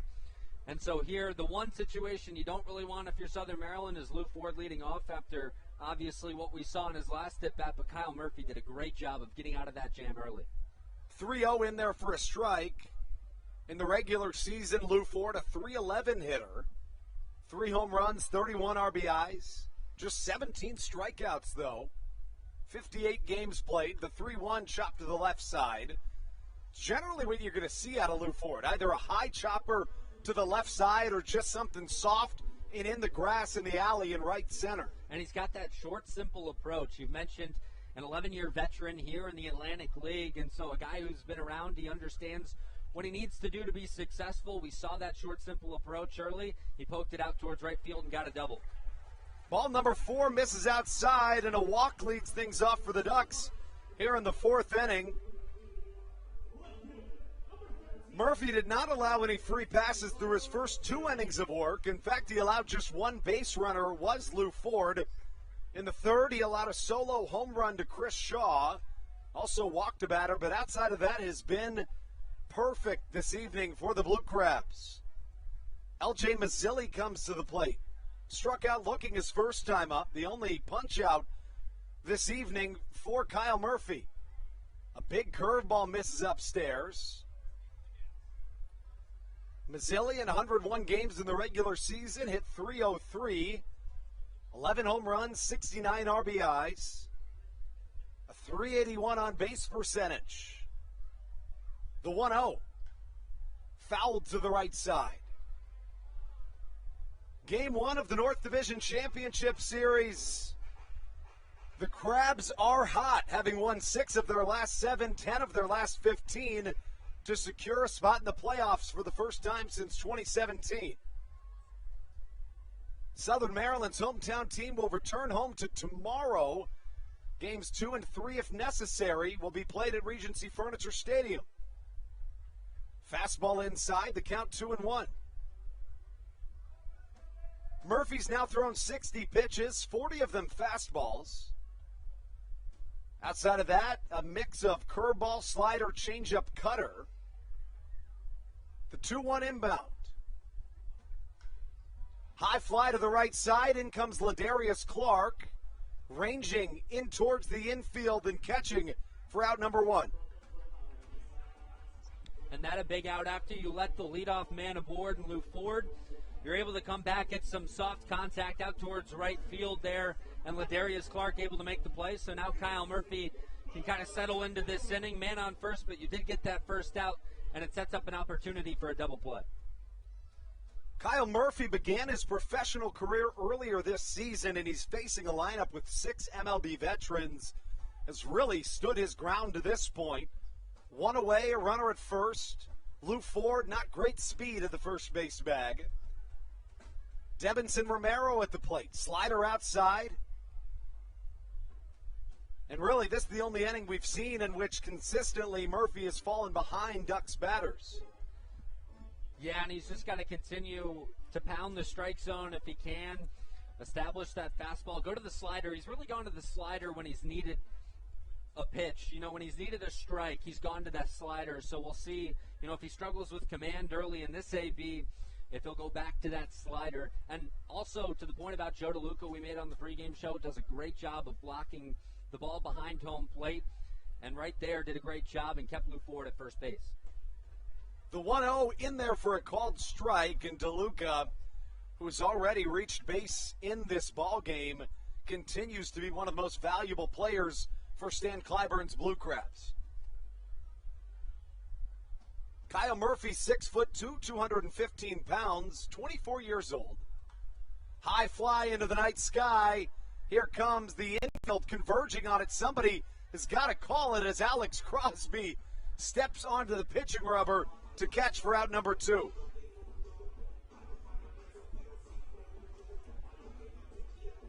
Two away, 1 on. The leadoff man, Lou Ford, walked but still stands at first, and Hector Sanchez comes to the plate. Sanchez flew out to the right fielder, Ladarius Clark, his first time up. It was a long fly ball to right. Clark caught it right in front of that First National Bank sign in right field. Hector Sanchez, a switch-hitting catcher, wears number 33 on the back of his black and orange jersey. First pitch, a changeup that just misses outside. And Murphy's dominating the corners, but not getting all that many calls off the plate. And that's that electronic strike zone. You've just got to, you know, be patient if you're Kyle Murphy. Continue to try and catch those edges. But, you know, with that electronic strike zone, it's right pretty much every time. 2 balls, no strikes. Sanchez caught 2 no-hitters of Tim Lincecum. Of course, one of the better pitchers of this last generation. Threw out Alex Crosby, who was trying to steal second base to end the Blue Crabs' half of the 4th inning. Second year with the Ducks, second year in the Atlantic League, the 2-0. A cutter that can't find the strike zone, 3 balls and no strikes. Sanchez began his professional career when he was signed out of Venezuela in 2006 by the San Francisco Giants. 3 balls, no strikes. Murphy's pitch swung on and fouled to the left side.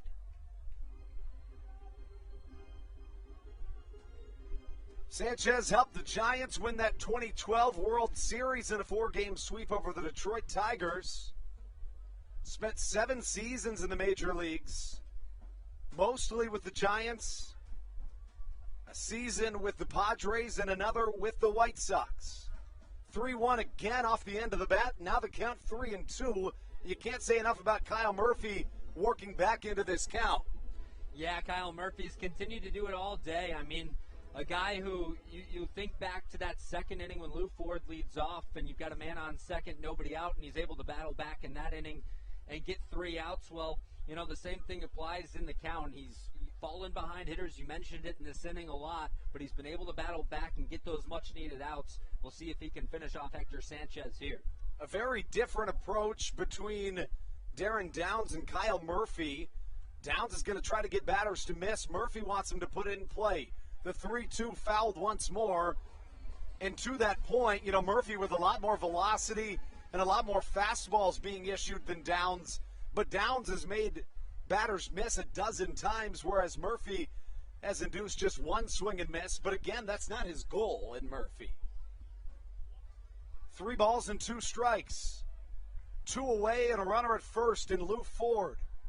Bottom of the 4th inning, game 1 of the North Division Championship Series. A curveball, straightaway center. In comes Zach Collier trying to get into this ball and catching. The Blue Crabs Defensive Player of the Year making a big catch there and putting a pin on this 4th inning of action here at Fairfield Properties Ballpark. Southern Maryland on top 2-1 as we take things into the 5th on your home for Blue Crabs baseball, the Home Towne Real Estate Broadcast Network. This is Joe DeLuca, and you're listening to the Home Towne Real Estate Broadcast Network. Whether it's Chris Paul, Cliff Paul, Aaron Rodgers, or even the son of a former Blue Crab, Patrick Mahomes, you've seen many athletes endorsing State Farm. That's because your State Farm agent has your back through good times and not so good times. That's why all the Blue Crabs, Darryl Thompson and the whole team, trust State Farm with their insurance needs. State Farm is the company people have trusted for over 99 years to help life go right. Call your local State Farm agent, Greg Conklin, today at 240-776-4289. When you're in the market to buy or sell a home, call Tony McClure of Century 21 New Millennium and his Grand Slam team, the realtor of the Southern Maryland Blue Crabs since our first season in 2008. Tony and his team of preferred partners includes Tim Murphy of CNF Mortgage and Steve Scott of the Scott Law Group. Together, they will ensure that your real estate needs are nothing short of a grand slam. The quality service you will receive is Hall of Fame worthy. Put Tony's 41-plus years of experience to work for you. Call or text Tony today at 301-928-1280 for your personal Grand Slam experience. Go Blue Crabs.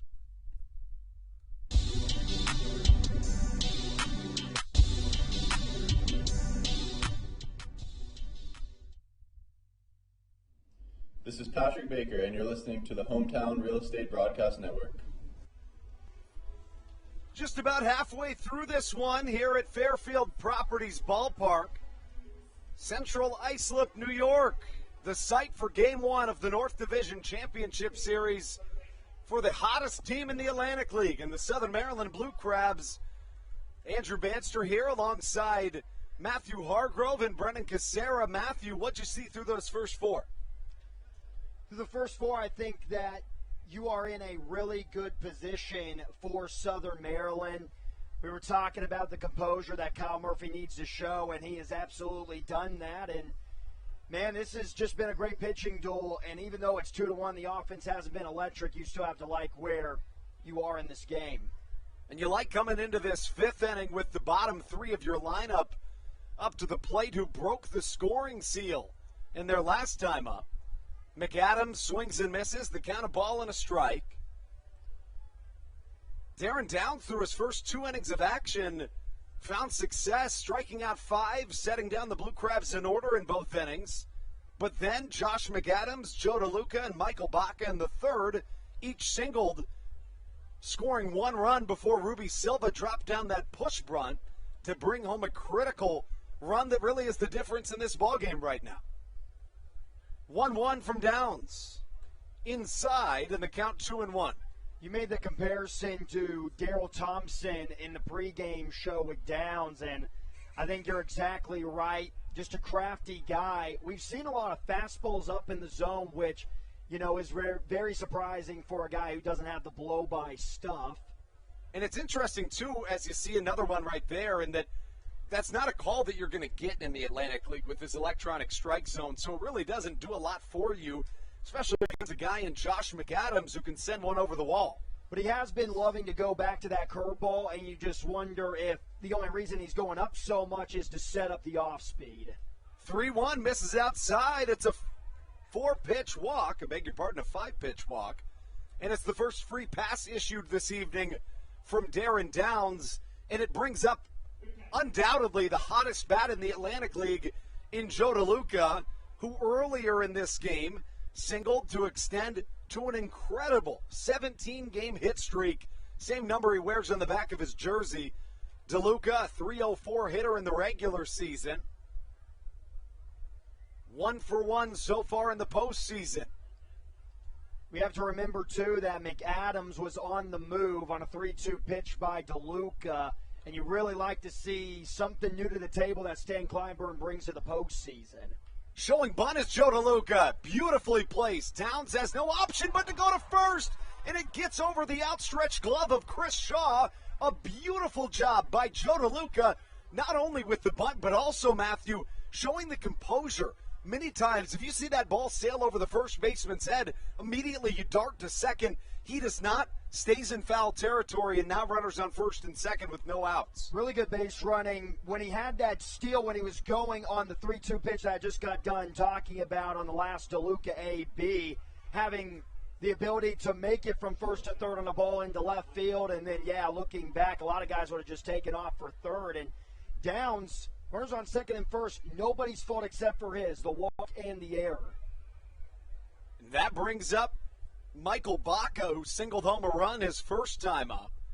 Baca showing bunt. Slider misses inside, and the count 1-0.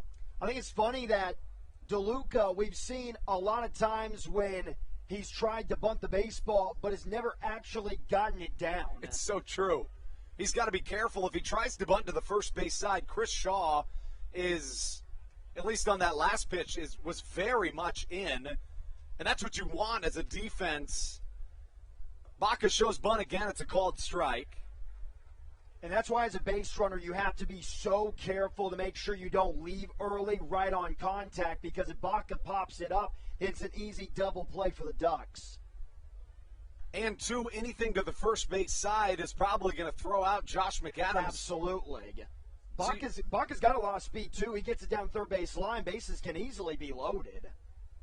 Third baseman playing back. Baca showing bunt again. Gets it down that third base line. A throw to first in time. Downs tumbled to the ground after the pitch, hoping that he is okay. And runners at second and third now. One out, and Matt Hibbert coming to the plate. That is doing your job if you're Michael Baca. Beautiful baseball, my guy, Andrew Banstra, and putting it down the third base line, you force Romero to make that play, and nobody's over there covering. And in playoff baseball, you're going to see a lot of bunts, and as a traditionalist in the game, I absolutely love it. For a Blue Crabs team that has been playing more small ball in the last week, really, this last week has all been the playoffs as Matt Hibbert sends one up the middle. Holding at third is Joe DeLuca. Throw is offline, but an RBI single now from Matt Hibbert puts the Blue Crabs on top 3-1, and Southern Maryland feeling pretty good early in this one. You love to see that out of Matt Hibbert. He's already had a tough day. And his last AB, he had a chance to get more insurance runs on the board for the Blue Crabs. There was a runner on third. Infield was in, and he ends up striking out. And the Blue Crabs end up just scoring 2 runs in that top of the third. So a little bit of a revenge tour AB for Matt Hibbert. And obviously he's still hot with the bat. Not quite sure if there's action in the bullpen, but somebody's running down there, maybe with the intention of relaying that message. I definitely think you have to, with the way this inning started, the walk, the error, and now the single. And now Ruby Silva at the dish. First pitch, a curveball missing high and in. Silva 1 for 2 with an RBI today. It was that push bunt single with 2 outs that scored Michael Baca. The one out that Downs got, too, it was a gimme out, basically. Hasn't gotten a real out this inning. The 1-0 to Silva inbound. Swing and a miss on a slider outside. Evens the count at a ball and a strike. We've seen a lot of teams, especially with a lefty-lefty matchup to Silva. He's had a couple of problems, especially in the month of September and October, chasing that, whether it be a slider or curveball low in the dirt. And we've seen that's definitely been the game plan from Downs already here in the 5th. The 1-1 on its way. Silva chops one right in front of home plate, and now Joe DeLuca is going to be caught in a rundown. The slide into third base, not quite in time, and just a really nice play there from Hector Sanchez. Runners at second make that first and second with 2 away. That goes along to what I was saying about the base runners when we saw Michael Baca trying to put it down. You got to make sure you see that ball get away from the fielders enough for you to get to the next base. And DeLuca just went straight off of contact, and just an unfortunate play for the Blue Crabs. And that brings up Zach Collier, a guy that hasn't found all that much success today, 0 for 2. In my opinion, really offensively, the guy that's been there for you every day if you're Southern Maryland. 2 on, 2 out here in the top half of the 5th. The run's already scored for Southern Maryland in the frame. Left-on-left matchup begins with a foul ball out of play.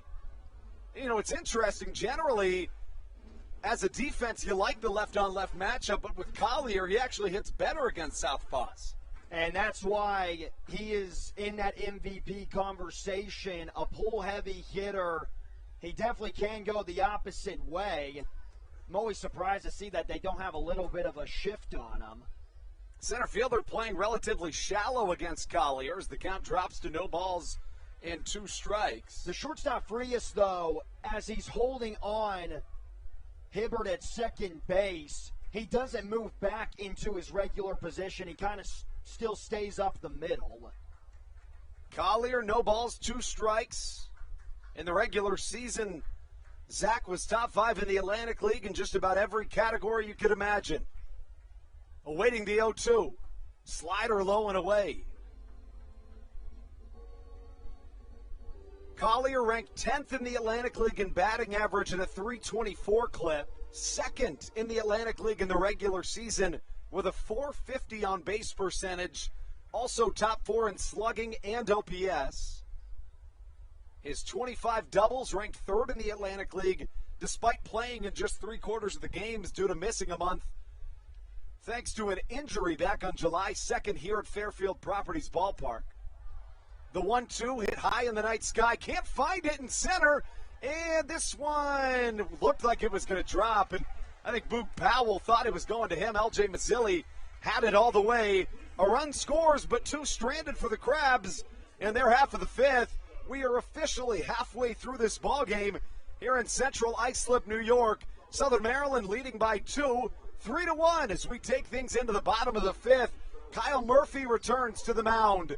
When we return on your home for Blue Crabs baseball, the Home Towne Real Estate Broadcast Network.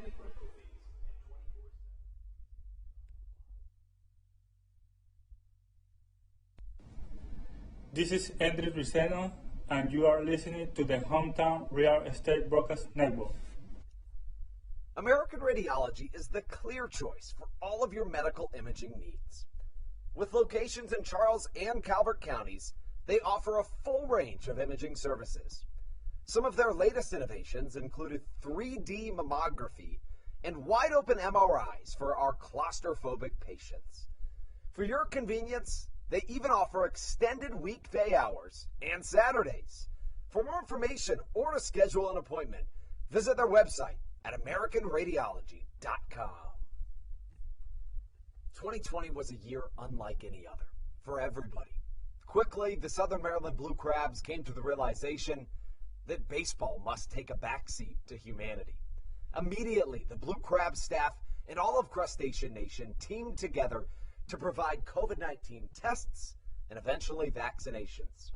Southern Maryland's hometown team also hosted food drives, blood drives, backpack drives, toy drives, and so much more, all to help their community.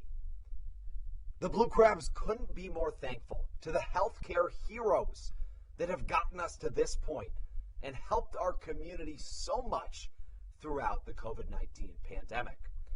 That's why this season is dedicated to our healthcare heroes. Each Saturday night, we will have a healthcare hero, a local healthcare professional, throw out the first pitch of the game. Coach Doug's, and you're listening to the Home Towne Real Estate Broadcast Network. To the bottom of the fifth we go here in Southern Maryland. Chris Shaw leads things off offensively for this Duck squad. Shaw found success against Kyle Murphy his last time up. It was a leadoff solo shot for Chris Shaw back in the third inning. Really the only success found against Kyle Murphy to this point. Matt Hibbert on his horse to the left side trying to track this one down, and he falls, allowing the ball to drop. A leadoff, most likely error from Matt Hibbert, and that's just a really tough play for Hibbert to make. He had to move, a long ways. Stan Clyburn thinks that's a foul ball, and he's going to come talk about that with the third base umpire. Man, did Southern Maryland really need that out? Kyle Murphy, that pitch count's getting up there, and Stan Clyburn, because he's been using his bullpen so much more heavily than the entire regular season this past homestand. If you could have got one pitch, one out to begin the fifth with Kyle Murphy, that is a dream.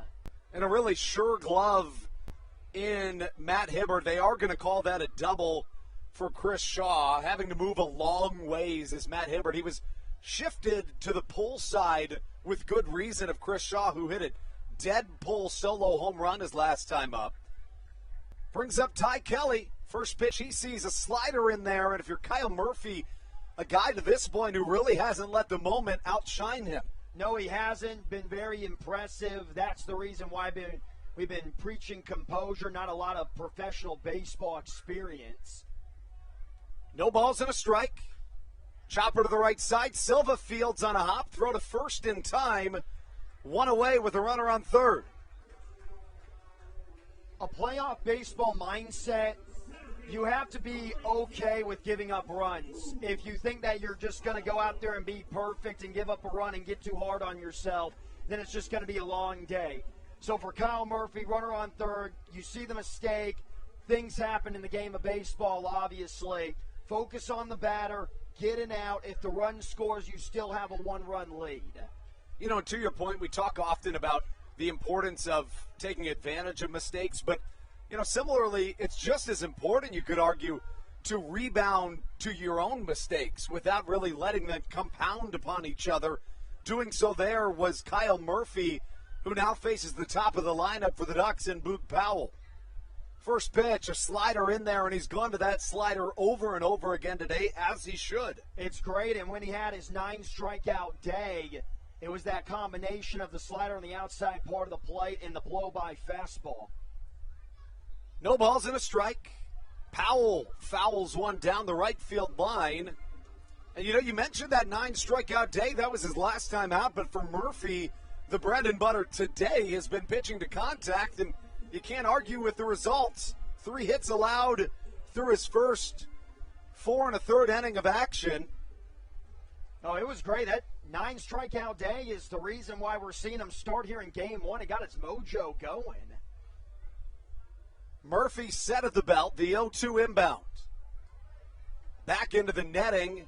Will stay at no balls and 2 strikes. I love that decision, though, to go with the fastball up. He starts him with a slider on the outside part of the plate. Slider in, kind of deceiving the eye level a little bit. Wouldn't even mind if he goes up the ladder even more because that last one was in the K zone. For Boog Powell today, 0 for 1 and a walk. Fouling one to the left side again. And now that you give him another fastball, do you think Murphy goes with an off-speed here? He hasn't shown a lot of curveballs today. Well, because the 2 fastballs have been in the strike zone and it being an 0-2 count, you can really get him chasing if you just go higher up with it. The 0-2. Slider inside. Runner remains at third. 1 away, a 3-1 Blue Crabs lead. Here from Fairfield Properties Ballpark. Game 1 of the North Division Championship Series. Southern Maryland in the playoffs for the first time since 2017. And you talk about a strikeout being a game changer for Kyle Murphy. You can kind of feel a little bit of the momentum for the Ducks right now. The 1-2, see what Murphy comes with. Fastball elevated, a pop-up that stays in the infield. Michael Baca coming over to his left and catching for out number 2. And very much like Darrell Thompson, when he needs it the absolute most, Murphy's, at least today, not really a big strikeout guy. When you need that strikeout-esque result, it's the pop out in the infield. Now, that was a beautiful play call. It was Bill Belichick-esque. I was, saying I love the combination of going with the slider early and then the fastball up, and he finally gets it out of the strike zone. And because he was able to get the foul balls with the strike, that's going to get into the hitter's mind that fastball up is always going to be in the K zone, and that's how you get the chase. Games 2 and Game 3, if necessary, of this North Division Championship Series will be in Waldorf, Maryland. So of critical importance to try to get an early series lead heading back home for the remainder of the series. A 3-game set with Vladimir Frias to the plate. 0 for 2 today, a fielder's choice and a ground out. The 1-0 fouled to the left side on a check swing and a beautiful play by somebody in the Blue Crabs dugout. I think that was Cesar Trejo. Actually, Jonathan Galvez making the snag in the dugout. Galvez was a late season addition, but in his 3rd game played, had a season-ending injury. A ball and a strike, the count to Vladimir Frias, the shortstop for this Long Island Ducks team.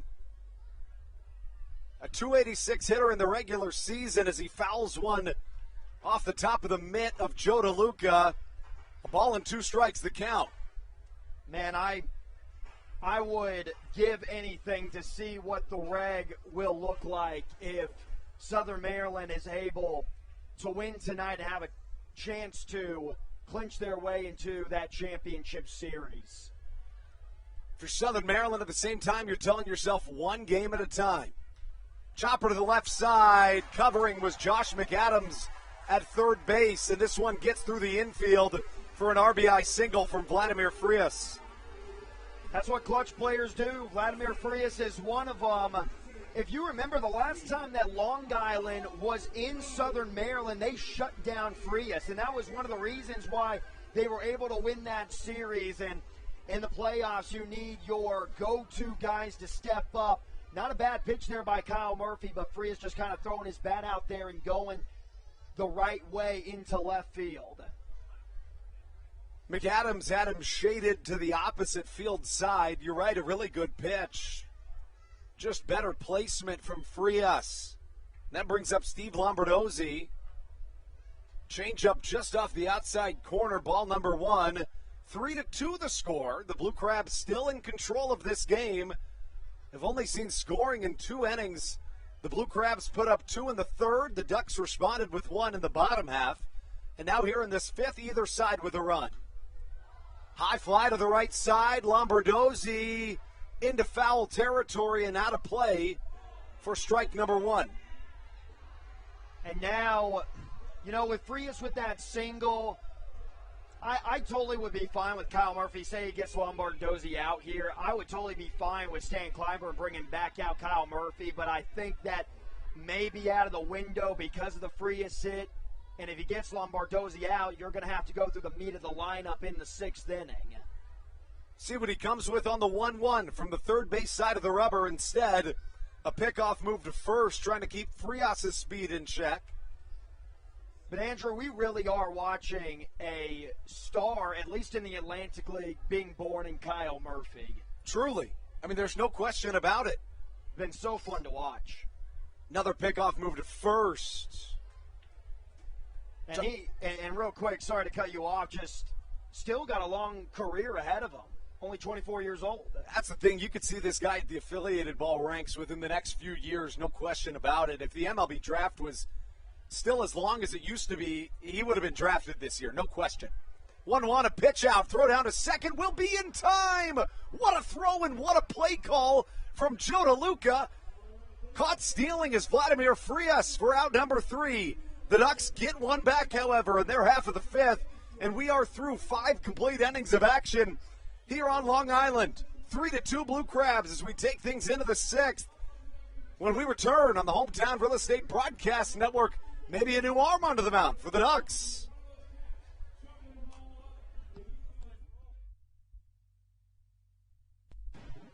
This is Joe DeLuca, and you're listening to the Home Towne Real Estate Broadcast Network. Dyson Building Center is one of the oldest family-owned and operated hardware, lumber, and building supply stores in Southern Maryland. They are located in St. Mary's County on Route 5 in Great Mills. Dyson's has an expansive and diverse inventory to help you with all of your home improvement and project needs.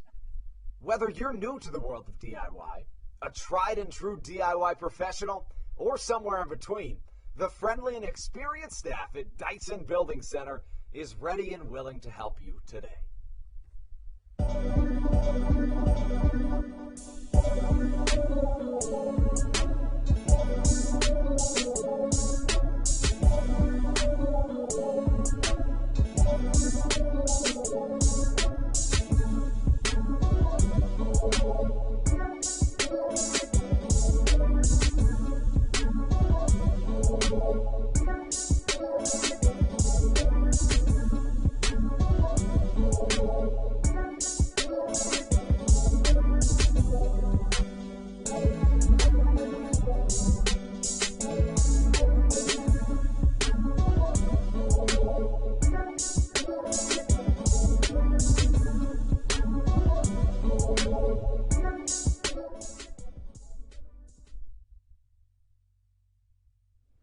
This is Blake Vivens, and you're listening to the Home Towne Real Estate Broadcast Network. Postseason baseball from Central Islip, New York. Andrew Banstra alongside Matthew Hargrove and Brennan Casera. The Blue Crabs into the playoffs after winning 6 of their final 7. Find themselves postseason bound for the 7th time in 13 years in franchise history. Anderson De Leon, the new arm onto the mound for the Long Island Ducks. A very different approach that we're going to see out of Anderson De Leon as compared to the southpaw Darren Downs that got the start tonight. Before we get to that, we can give you the final line on Darren Downs. 5 innings pitched, a walk and 6 hits, 7 strikeouts, 3 runs. He's in line for the loss as De Leon misses outside, 1-1. Darren Downs was good. The only problem he really had was the fastball command, but the curveball got him out of some tough situations. He really did battle out of a lot of jams and overall kept his team in the ball game. Anderson De Leon onto the mound, the right-hander in his 2nd season with the Ducks. Misses upstairs with a fastball. Has really become one of the top options for Wally Backman out of the bullpen. De Leon in this 2021 campaign, in the regular season, made 32 appearances, 17 of which in starts. A 5.26 ERA as he misses low and away for a 3-1 count. And he's got a lively arm, fastball, good on the velocity. We were having a conversation in between innings, and you were saying, or both of us were saying, why throw a starter-type guy out there? And that's really how the way the postseason is run now. It's true. 3-1 chop to the left side. Obviously, the Major League Baseball postseason's going on. You see starting pitchers come out of bullpen all the time. Yeah, and this is more infrequent, but even sometimes people that start in the postseason end up making appearances in a Madison Bumgarner-type role. I mean, and it's worked because of Madison tremendously. Bumgarner. Exactly. I mean, you might see Daryl Thompson doing that at some point in this postseason as Rosa chops one foul. There is action in the Blue Crabs bullpen. Don't know exactly who it is, but you see some rumbling and tumbling down that left field line. But that's the thing. If a guy like Daryl Thompson is ready to go in a game that you have to have, why wouldn't you use him? You can't think about tomorrow in the postseason. True. Especially in a 3-game series, the 3-2. A slider swung on and missed, and De Leon, despite falling behind Jovan Rosa early, comes back with a strikeout to start things out here in the Blue Crabs, top of the 6th inning. This right now just has the makings of what we probably could see a pretty good playoff finish here tonight. Just really back and forth already. A 3-2 game. Not a lot of runs scored. Just kind of has that, again, that October feel. Really does. Alex Crosby now to the plate. 1 for 2. He singled his last time up. A called strike to start things off. De Leon, 6 wins, 6 losses on the season. A 5.26 ERA. A high strikeout pitcher, 109 of them in 113 innings pitched this season. Through 2 complete games and 17 starts. Also appeared out of the bullpen 15 times. The 0-1 swung on high in the night sky to center field. In comes Boog Powell, who backs up on it and catches for out number 2. Yeah, no more sun starting to set here in Long Island. Easier to see the baseball. That first pitch to Crosby went in and out of the glove of Sanchez. I will say that's something that I really do love about the electronic strike zone is you see in baseball every single time the pitch could be right down the middle. If the catcher drops it, it's an automatic ball, and it's very frustrating to watch sometimes. You know that puts a smile on my face. Oh, I know. I can't believe I'm saying it either. Ladarius Clark up to the plate. First pitch he sees, a called strike. Clark in his Blue Crab debut, 0 for 2 with a couple of strikeouts to this point. Struck out swinging both times to end both the 2nd and the 4th innings of action. Change up, dots the corner, 0-2 the count. 3 runs on 6 hits for Southern Maryland, no errors. The Ducks with 2 runs on 4 hits, 1 error. The 0-2. No offer from Ladarius Clark as a slider just evades the strike zone, 1-2. Got to be aware of that fastball in on the hands after seeing the slider way off the plate. The 1-2 to Clark. Fastball low and away, and they're going to call it strike 3. Clark watches strike number 3 on the outside corner, and the Blue Crabs go down in order. Have done a good job, have the Long Island Ducks pitching staff against the heart of Southern Maryland's order as we take things into the bottom half of the 6th. Likely Kyle Murphy back onto the mound when we return. A 3-2 Blue Crabs lead in Game 1 of the North Division Championship Series from Fairfield Properties Ballpark on your home for Blue Crabs baseball, the Home Towne Real Estate Broadcast Network.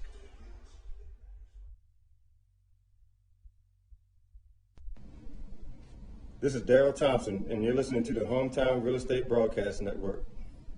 Whether it's Chris Paul, Cliff Paul, Aaron Rodgers, or even the son of a former Blue Crab, Patrick Mahomes, you've seen many athletes endorsing State Farm. That's because your State Farm agent has your back through good times and not so good times. That's why all the Blue Crabs, Daryl Thompson and the whole team, trust State Farm with their insurance needs. State Farm is the company people have trusted for over 99 years to help life go right. Call your local State Farm agent, Greg Conklin, today at 240-776-4289.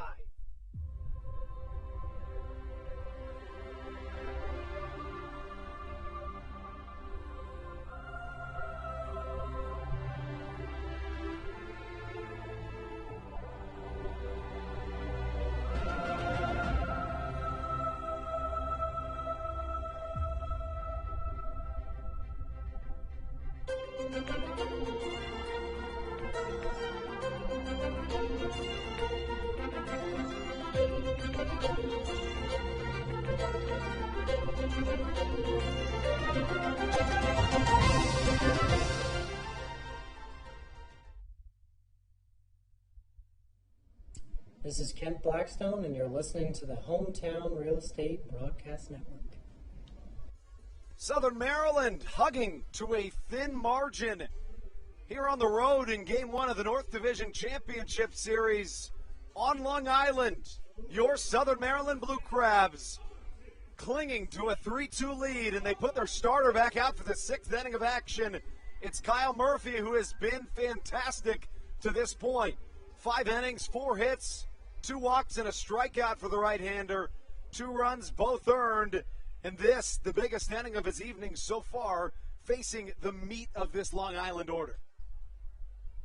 Things start off with Steve Lombardozzi. First pitch, a slider just missing the bottom of the strike zone. Lombardozzi 0 for 2 this evening. Has recorded out number 3 in each of his first 2 plate appearances. Murphy misses outside, 2-0. If you have a first pitch walk, you have to go get him. If you are Stan Clyburn, can't afford, or that's just really a test of how he's feeling. 2-0 inside. 87 pitches, the pitch count coming into this inning for Kyle Murphy. Now 90. 52 of them for strikes. 3 balls, no strikes the pitch. A fastball in there.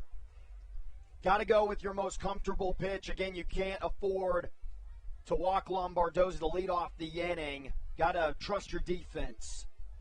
3-1 line drive, straightaway center field. Back goes Zach Collier, who catches while bringing his glove above his head for a critical out number 1. And trust in your defense, he did. 3-1 fastball right down the heart of the plate. Lombardozzi didn't miss it. Collier, who is arguably the best center fielder in the Atlantic League, once again making it look easy. That brings up Lou Ford.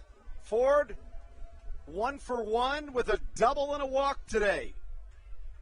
His first time so far in this game not leading off an inning.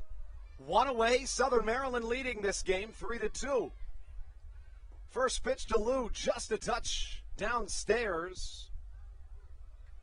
The Blue Crabs have already forced the starting pitcher in Darren Downs outside of this game, despite having a good game for Downs. Hot shot to the left side, McAdams fields and fires to Alex Crosby for out number 2. Can't ask for much more of that out of your 24-year-old starting pitcher, Matthew Hargrove. No, you can't. And after that ground ball, I'm just getting a little too giddy, and I got that postseason juices flowing in me, and I'm just thinking, you know what, Stan Kleinberg, put him out there for the 7th. Why not? But that is why I'm not the manager, because that just, in my mind, actually wouldn't be a great managerial decision. It'd be fun. It would be. Darren Downs, I beg your pardon, Kyle Murphy started this inning with a 3-0 count, but has worked back with 2 quick outs. First strike called to L.J. Mazzilli on a slider outside. Mazzilli 0 for 2 this evening. You know, obviously we just got to see Lou Ford, and we probably won't see Daryl Thompson in this series, but what a matchup that would be. Record-breaking years for both those guys. In the last month, Lou Ford became the all-time hits leader in Long Island Ducks history. In fact, they had Lou Ford Appreciation Day the other day. Past Saturday. What a holiday. Absolutely deserves it, yeah. Daryl Thompson. Needs a statue for him. Yeah, he'll have one. He will have one at some point. The 0-2 on its way. Mazzilli fouling behind us. And if Kyle Murphy, knowing that he's towards the end of his road this evening, if he decides to go with the fastball, you're going to see a little extra velocity See if that is what he goes with. The right-hander trying to finish off his 6th inning of action. Misses outside, 1-2. He's just been doing a really good job on the righty-righty matchups. The slider hasn't been hanging right down the middle. If it is in the strike zone, it's catching close to the black on the outside part of the plate. A ball and 2 strikes. Murphy steps off. There was a whole bunch of geese flying overhead, and yeah, I don't know why everyone's celebrating. I'm pretty sure that's just a different animal. Yeah, it's an opponent of ducks, you could argue. I would think in the animal kingdom. The 1-2 change up just below the strike zone. 2 balls, 2 strikes. Even Kyle Murphy stepped off for a moment to appreciate the nature above the field here this evening. 2-2 on its way from Murphy. Fastball just off the plate, and the count now full at 3-2. Where could you put that pitch if you're Murphy in a better spot? You couldn't. No, you couldn't, and you got to give credit where credit is due. The guy in the righty box, 3 really tough pitches, and got to trust your defense again. The 3-2 on its way. Fastball just a little bit off the plate. If you're Kyle Murphy again, you just got to be thinking to yourself, what do you want me to do? Darryl Thompson is checking down to his bullpen to see if whoever that is down in the bullpen is ready. Stan Clyburn is going to come out, and he's going to make a move to the bullpen. Kyle Murphy, what a magical day for the young right-hander. 5 2/3 innings is what it'll stand as. Can't give you the final line yet, as he still is accountable for the runner at first. But for a 24-year-old in a hostile environment here in Central Islip, what more could you ask for? We've got Dylan Brammer coming to the mound when we return on your home for Blue Crabs baseball, the Home Towne Real Estate Broadcast Network.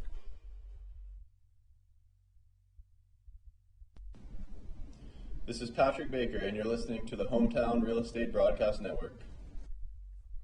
Hey, Blue Crabs fans, make sure to visit the All-American Steakhouse and Sports Theater at 35 St. Patrick's Drive, right here in Waldorf, for some great food with great friends. Their steaks are fresh, hand-cut, in-house daily, as well as many other fresh seafood, chicken, and beef options. They offer outdoor and indoor dining, available each and every day, along with the same great menu to go if you would like. Please visit them online at www.theallamericansteakhouse.com. That's www.theallamericansteakhouse.com. You can also visit them on Facebook or Instagram. They have daily specials that you just can't pass up. Thank you, Blue Crabs fans. When you need a win on the road, don't get left stranded.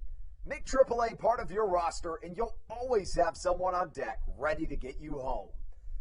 AAA also offers car care, insurance, and travel services, and has stores conveniently located for Blue Crabs fans in Brandywine, Crofton, and Alexandria.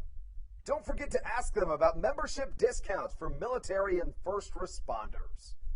Please visit AAA.com to learn more or to find a AAA location near you.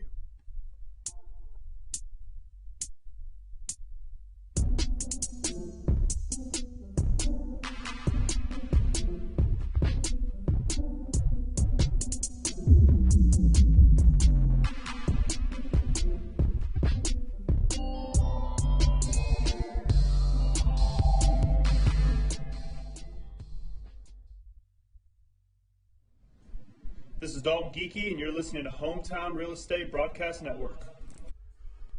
Welcome back inside Fairfield Properties Ballpark here on a Monday night. Central Islip, New York, the site for today's contest.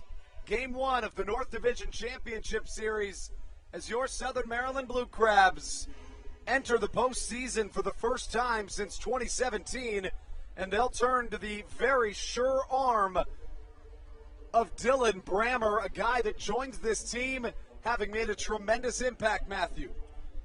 Dylan Brammer, we know how much I love this dude. He has been a staple, probably the best newly acquired Blue Crab when we really take a look at the numbers. Fastball slider combination, sneaky fastball because he sets it up with the slider so well. Brammer on the season in 9 appearances, a 1.93 ERA, 6 hits in 14 innings as the right-hander comes in to face Devinson Romero, who's 0 for 2 today. Right-on-right matchup here in this bottom half of the 6th inning.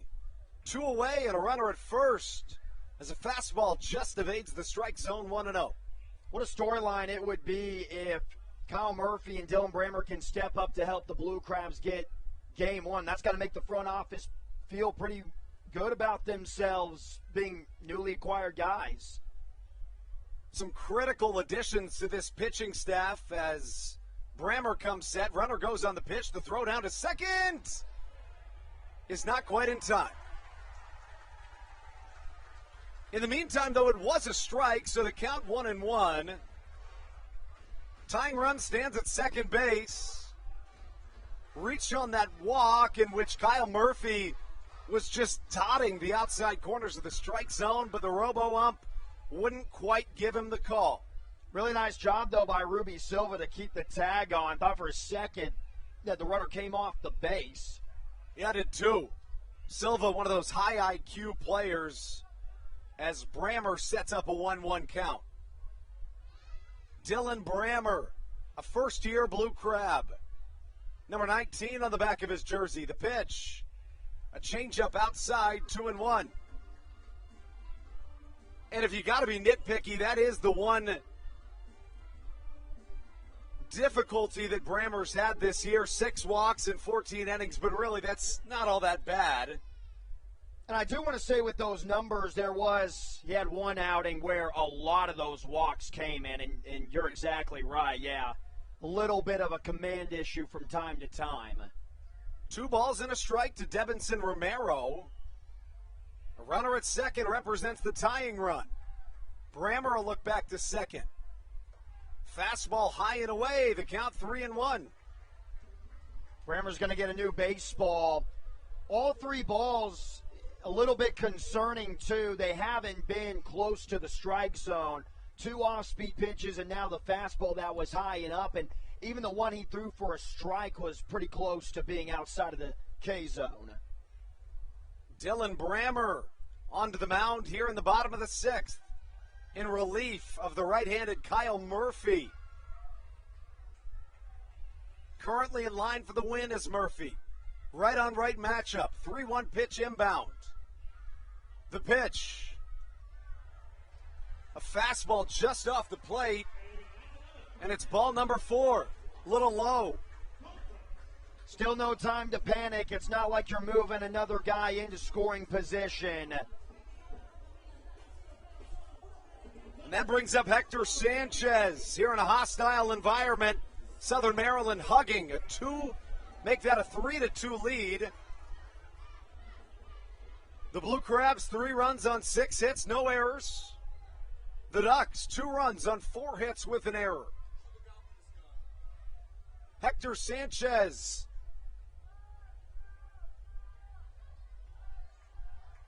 Number 33 on the back of his jersey. The switch hitting catcher. Coming up in a big spot in the bottom of the 6th. First pitch from Brammer. Just a touchdown stairs, 1-0. Game 1 of the North Division Championship Series. A tightly contested game of baseball throughout. Not even 2/3 of the way through this game. The 1-0 on its way from Brammer. A fastball just a touch high. And, a little bit of homer in me, but it feels like for the Blue Crabs, although, yes, it's an electronic strike zone, seems to have shrunk in this inning.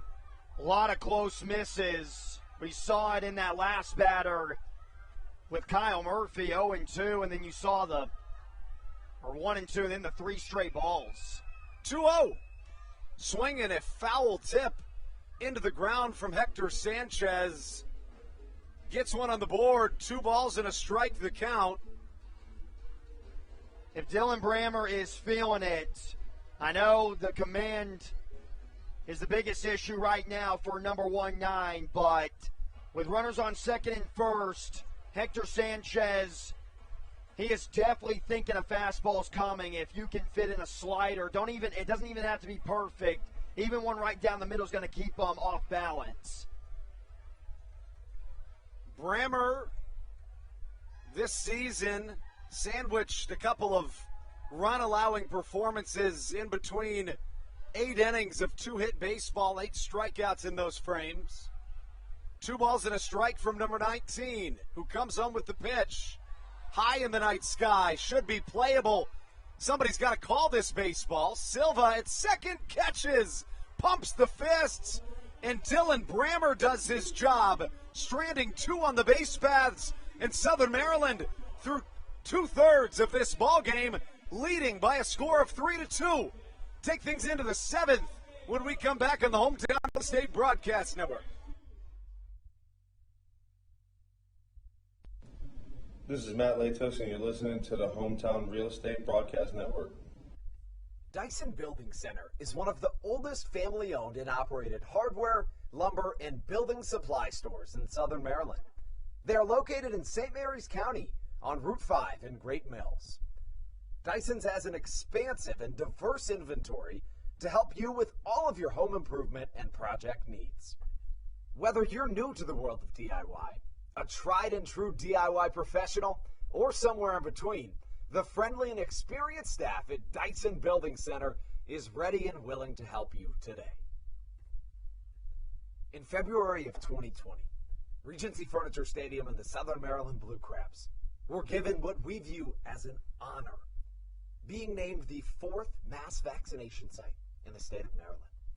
Here's a message from Regency Furniture about the honor that it has been and still is to be one of Maryland's mass vaccination sites, getting our community back to safety.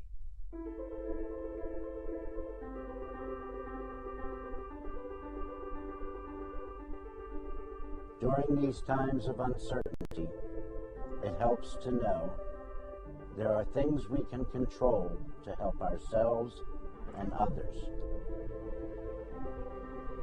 For me, it presents the hope that soon enough my friends and family will be together again.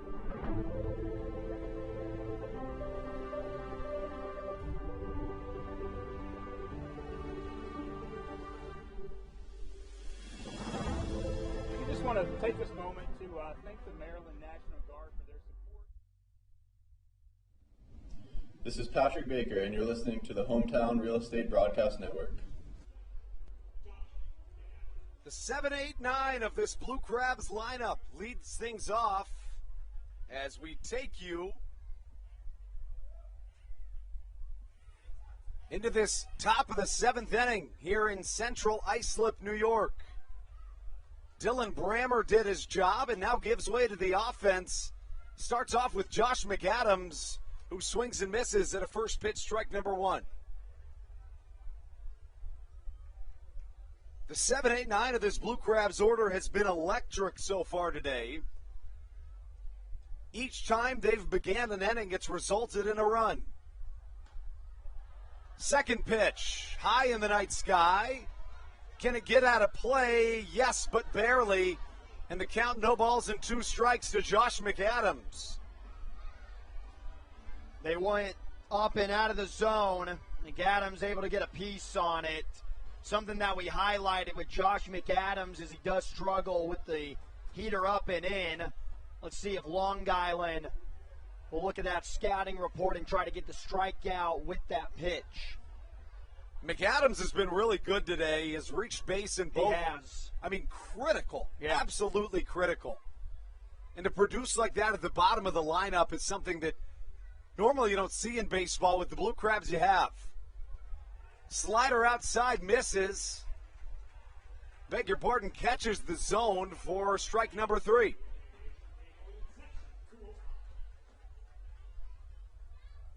Anderson De Leon out for his second inning of work. Man, we've already had some pretty dramatic moments in this game, but entering the 7th inning, this is where things start to get a little bit more heavy. And it doesn't feel like it really could get all that much more dramatic, but boy, it will. Bottom of the sixth told us so. Yeah, no kidding. No kidding as Joe DeLuca comes to the plate. Extended to a 17-game hit streak earlier today if you combine the regular and postseasons. Starting him off with a changeup and a nice pitch from Anderson De Leon. De Leon's mixed it up well to this point.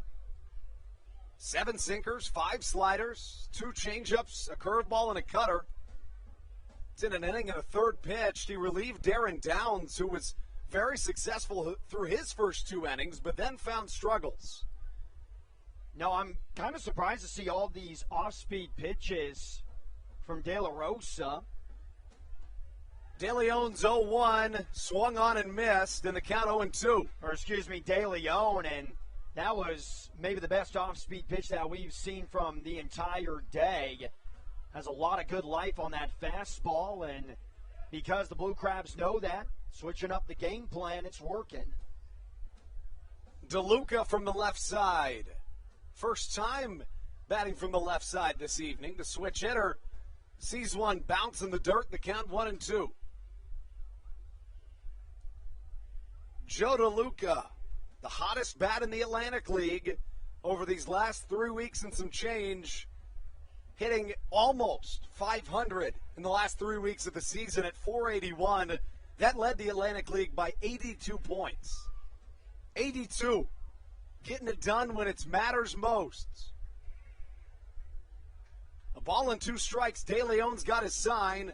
The pitch. Just a touch off the plate as we call it even at 2 balls and 2 strikes. Try to go with the changeup. Had DeLuca swinging and missing on that same exact pitch almost earlier on in the count. And now with all these off-speed pitches to DeLuca, you wonder if he's finally going to go to that sinker. See what the right-hander comes with on the 2-2 inbound. Off the plate again, and De Leon, a guy that when he was 17, 18 years old, he was throwing 99 miles an hour. Went to Iowa Central Community College. Must be nice. It's true. He's really kind of dialed it back, though, and gone with the sinker, and he's found some success as a pro. The 3-2 on its way. Chopper to the left side. Romero fielding on the backhand. Throw across the infield in time for out number 2. That's something that we're just going to see different in the postseason, even from the other league, is that the scores are going to be a lot lower than you're used to seeing. Managers are just going to bring out their big horses. Offenses are going to have a harder time flourishing as they did in the regular season. A look over to the Atlantic League South Division. That's a tight 1-2. Top of the 4th, a 0-0 score between the Charleston Dirty Birds and the Lexington Legends. Michael Baca now comes to the plate. First pitch he sees swung on and missed. That game in Charleston. This one on Long Island. Games 2 and 3 tomorrow night. And then the night after, if necessary, would be in Waldorf. Slider misses outside as the count draws even at a ball and a strike. Baca's been very effective today. An RBI single, also a sac bunt. Doing his job. The 1-1 on its way from De Leon. Swing and a miss. A lot of fans still hanging around the ballpark for this one. Really no need to leave. 3-2 score. It's been a great one. How could you? Playoff baseball in October, a 3-2 game, and the first of the postseason here in 2021. Couldn't ask for much more. The 1-2 to Baca. Changeup, swung on and missed. A strikeout from Anderson De Leon puts a pin on the top of the 7th inning of action. 1-2-3 from the right-hander, who's been good in 2 innings, facing the minimum of 6 batters, striking out 4. When we come back, it'll be the bottom of the 7th inning. A 3-2 Blue Crabs lead when we return on the Home Towne Real Estate Broadcast Network.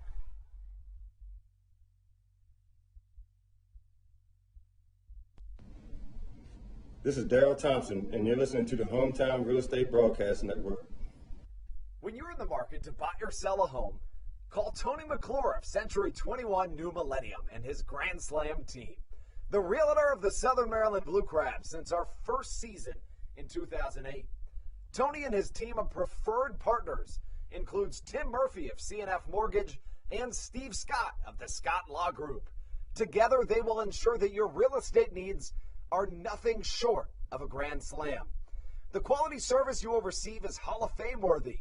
Put Tony's 41 plus years of experience to work for you. Call or text Tony today at 301-928-1280 for your personal Grand Slam experience. Go Blue Crabs. Did you know that the Washington, D.C. metro area is the 5th most expensive place to live in the entire United States of America? Sometimes finding affordable housing in this area can feel impossible. If you're struggling to find affordable housing, look no further than the Villages of St. Charles by Ross Properties. You can visit them online at villagesatstcharles.com for more information today. Villages of St. Charles. They'll have you safe at home.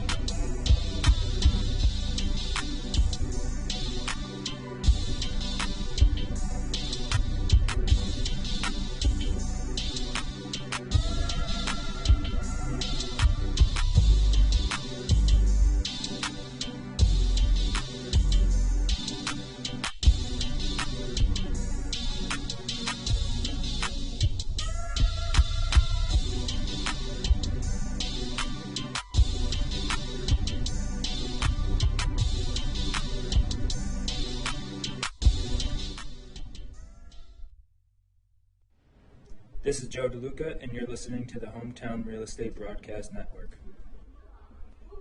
7th inning stretch has come and gone here in Central Islip, New York. Andrew Banstra alongside Matthew Hargrove and Brennan Casera as we take things into the bottom of the 7th. A tightly contested contest here on Long Island, Game 1 of the North Division Championship Series.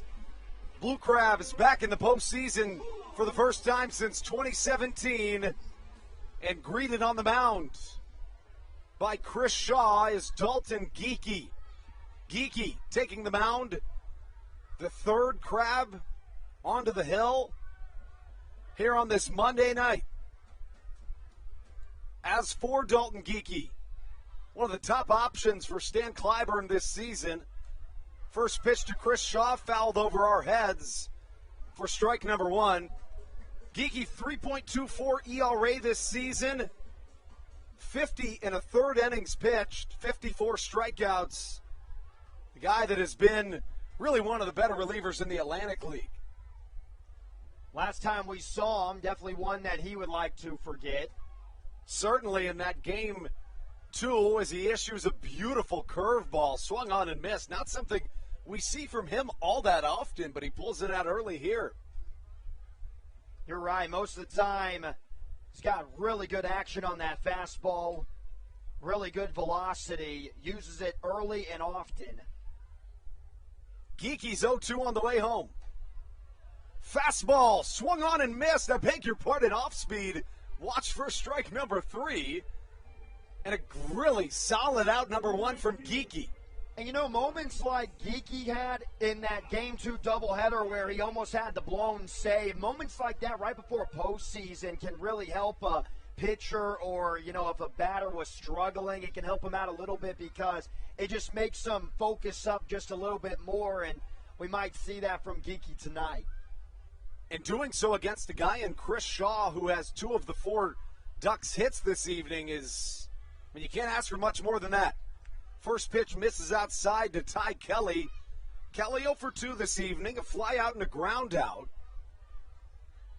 Dalton Geeky, the right-hander on the mound with the 1-0. In there for a strike. Spun the fastball in pretty good spots early. Something to keep an eye on. And Geeky, I mean, if he can have a pretty quick inning, wouldn't be surprised to see him out there for the 8th. That might be pushing it a little bit. The 1-1 on its way to Kelly. High in the sky. Here comes Alex Crosby. Joe DeLuca also chasing for it near the Ducks dugout, and it gets into the dugout for a long foul ball, strike number 2. That's the place that you do not want a foul ball to go towards that first base dugout, because if you're trying to make a grab over the railing, you're certainly not going to get any help. The intensity filling this stadium here at Fairfield Properties Ballpark. 1 away in the bottom half of the 7th inning. A 3-2 Blue Crabs lead in Game 1 of the North Division Championship Series. Dalton Geeky on the mound, the 1-2 inbound. In there for strike number 3. Back-to-back strikeouts looking, and Dalton Geeky with one of his biggest innings of the year, getting out to a hot start here on a Monday night. Kelly's not going to like the call, and DeLuca, because catchers, even though we have the electronic strike zone, it's just in their nature to frame it. And the way he caught the baseball, it looked like he brought it in from just being outside of the strike zone, but the robot ump tells us that that was not the case. It was in the glass the entire time. First pitch on its way to Boog Powell. It's in there for a strike. Powell 0 for 2 tonight, but he did walk back in the 3rd inning. Geeky really does remind me a little bit of Matt Lato. It's just that over-the-top, really intimidating presence out on the bump. Tall and lengthy. The right-hander on his way with the 0-1. Showing bunt, but fouled back into the protective netting. 0-2 the count. And we see back-to-back fastballs from Geeky. The slider has looked really good. I think that you got to go to it to get a punch out here. Blue Crabs on top 3-2. Geeky in his first inning of action started things off with back-to-back strikeouts looking. 0-2. Foul to the left side. Wally Backman having to get out of the way. The crowd not making it easy on this Blue Crabs team, but Kyle Murphy set the tone. Cool, calm, composed, and collected out there on the mound. The 24-year-old, you can't say enough about his start. If you can get the hometown crowd out of it, it's going to do wonders for the confidence of everybody out on that field. The 0-2 from Geeky once more. Swing and a miss. Boog Powell goes down on strikes. The throw to first in time. Dalton Geeky in the 7th inning strikes out the side, and we're through 7 here at Fairfield Properties Ballpark. The Blue Crabs maintaining a 3-2 lead as we take things into the 8th. When we come back, top of the lineup for Southern Maryland, Matt Hibbert, Ruby Silva, and Zach Collier on the other end of this break. You are listening to Blue Crabs Baseball on the Home Towne Real Estate Broadcast Network.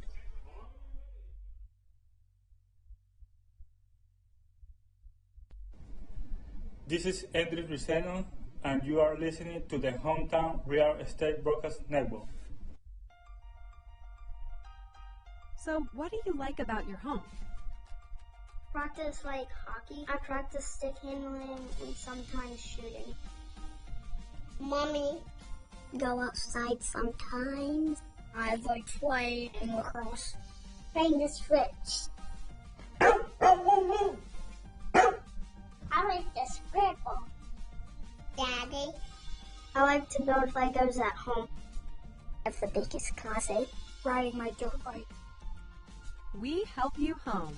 At Home Towne Real Estate, we want to help you and your family home. Whatever that takes and whatever that means to you. Give us a call at 888-225-2736 or online at helpyouhomebluecrabs.com.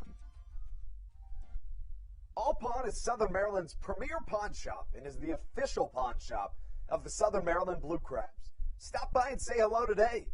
They've been a part of the Southern Maryland community for 18 years. If you need some cash. This is Brandon Barker, and you're listening to the Home Towne Real Estate Broadcast Network. Brandon Barker welcomes us into this 8th inning of action. Started the season with the Blue Crabs before joining the Kansas City Royals at the AAA level, where he would finish the season. Top of the lineup, Anderson De Leon back out into the mound. Game 1 of the Atlantic League Divisional Series. Trying to crown the Atlantic League North champ. It's a 3-game set. Game 1 here on Long Island. Games 2 and 3 if necessary, would be in Waldorf. Trying to steal a game on the road are the Blue Crabs. Andrew Banstra alongside Matthew Hargrove and Brennan Casera. A dive from Vladimir Frias from a knee. It's not going to be in time. And it gets away from the first baseman, Chris Shaw. Call it a single for Matt Hibbert to lead off the 8th. I think if Matt Hibbert would have looked towards his right, he would have been able to make it all the way to second. You talked about insurance playing a really big role right now here in the 8th inning.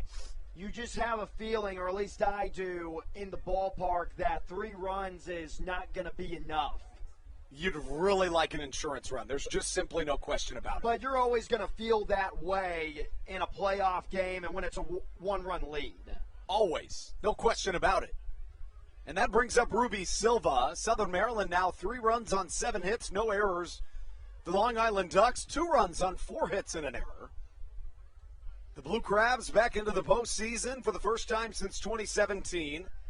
They send up their offensive player of the year in Ruby Silva to face Anderson De Leon.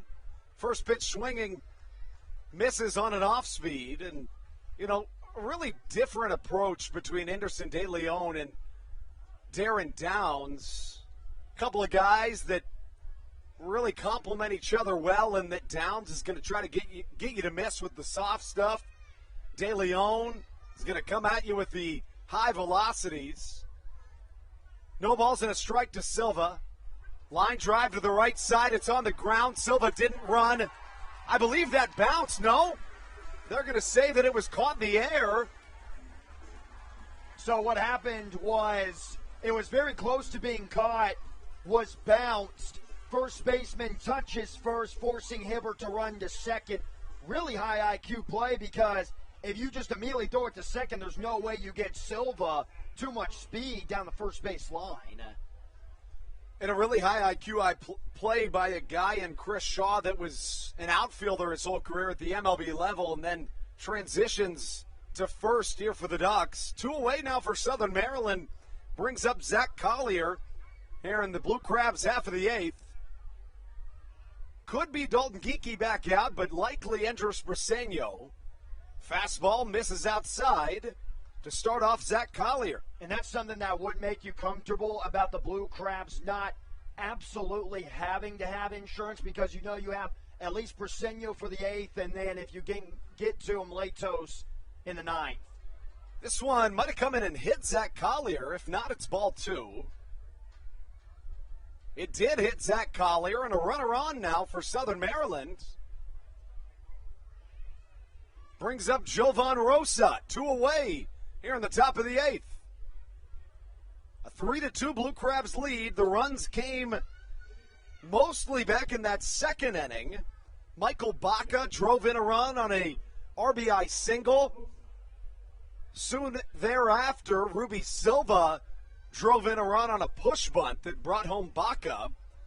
And then in the 5th, Matt Hibbert singled the run home. The Ducks scoring, 1 in the 3rd, another in the 5th. All 5 runs of this game scored in both the 3rd and the 5th innings. Solo home run from Chris Shaw brought home a run in the 3rd inning, and then an RBI single from Vladimir Frias brought home the 2nd in the 5th inning. Pickoff move to first, not in time, as Anderson De Leon, much like Darren Downs, finding a little bit more trouble getting through this Blue Crabs lineup compared to his first 2 innings of action. If De Leon knows what's good for him, I'm bringing all fastballs to Rosa, not going to the changeup. Instead, he comes with a slider that misses outside. A ball and no strikes to the power-hitting Jovan Rosa. That's definitely going to be tough for De Leon because, with Downs, a guy who loved to throw the off-speed stuff in the first 5 innings, we were kind of shocked by De Leon, his ability to get outs with the changeup and the slider. Most of the time, it's just tough for a guy to instantly flip of the switch, turn it on with that sinker. Jovan Rosa enters play 5 for 10 in his last 3 games played. Pickoff move to first once more, still not in time. Again, you'd have to anticipate the right-handed Venezuelan native Andres Briseño coming to the mound for the bottom half of the 8th. But still, some insurance runs. Really, you can't ask for anything else than that. A ball and no strikes. The young right-hander De Leon on the mound. Missing again off the outside edge, and 2-0.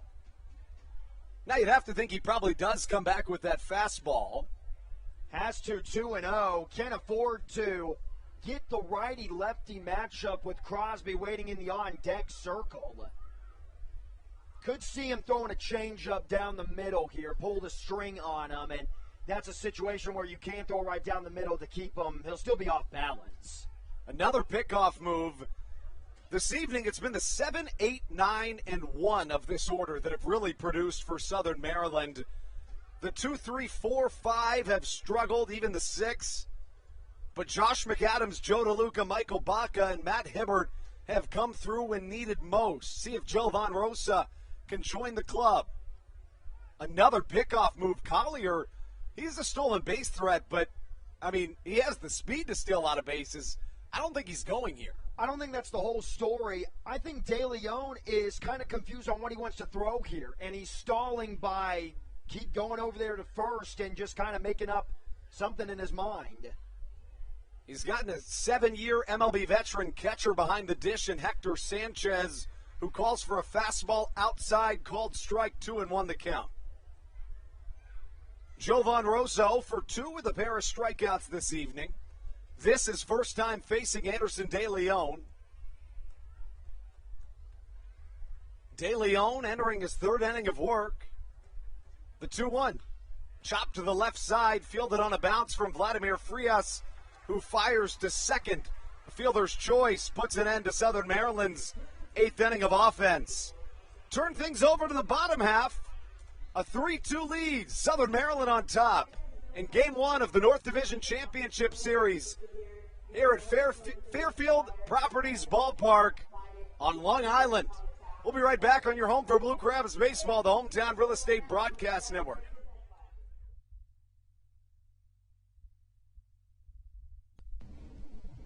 This is Daryl Thompson, and you're listening to the Home Towne Real Estate Broadcast Network. Chick-fil-A of Charles County has been a proud supporter of the Southern Maryland Blue Crabs since their inception in 2008. For years, they have sponsored the Southern Maryland Blue Crabs, America's prisoners of war and missing in action. In between the 2nd inning of each game, there is a moment of silence brought to you by Chick-fil-A. The Southern Maryland Blue Crabs appreciate and respect not only Chick-fil-A, but all of those that have served our great country. The seat that they sponsor was made possible by Chick-fil-A of Charles County. Thank you so much, and visit any of your Charles County Chick-fil-A locations today.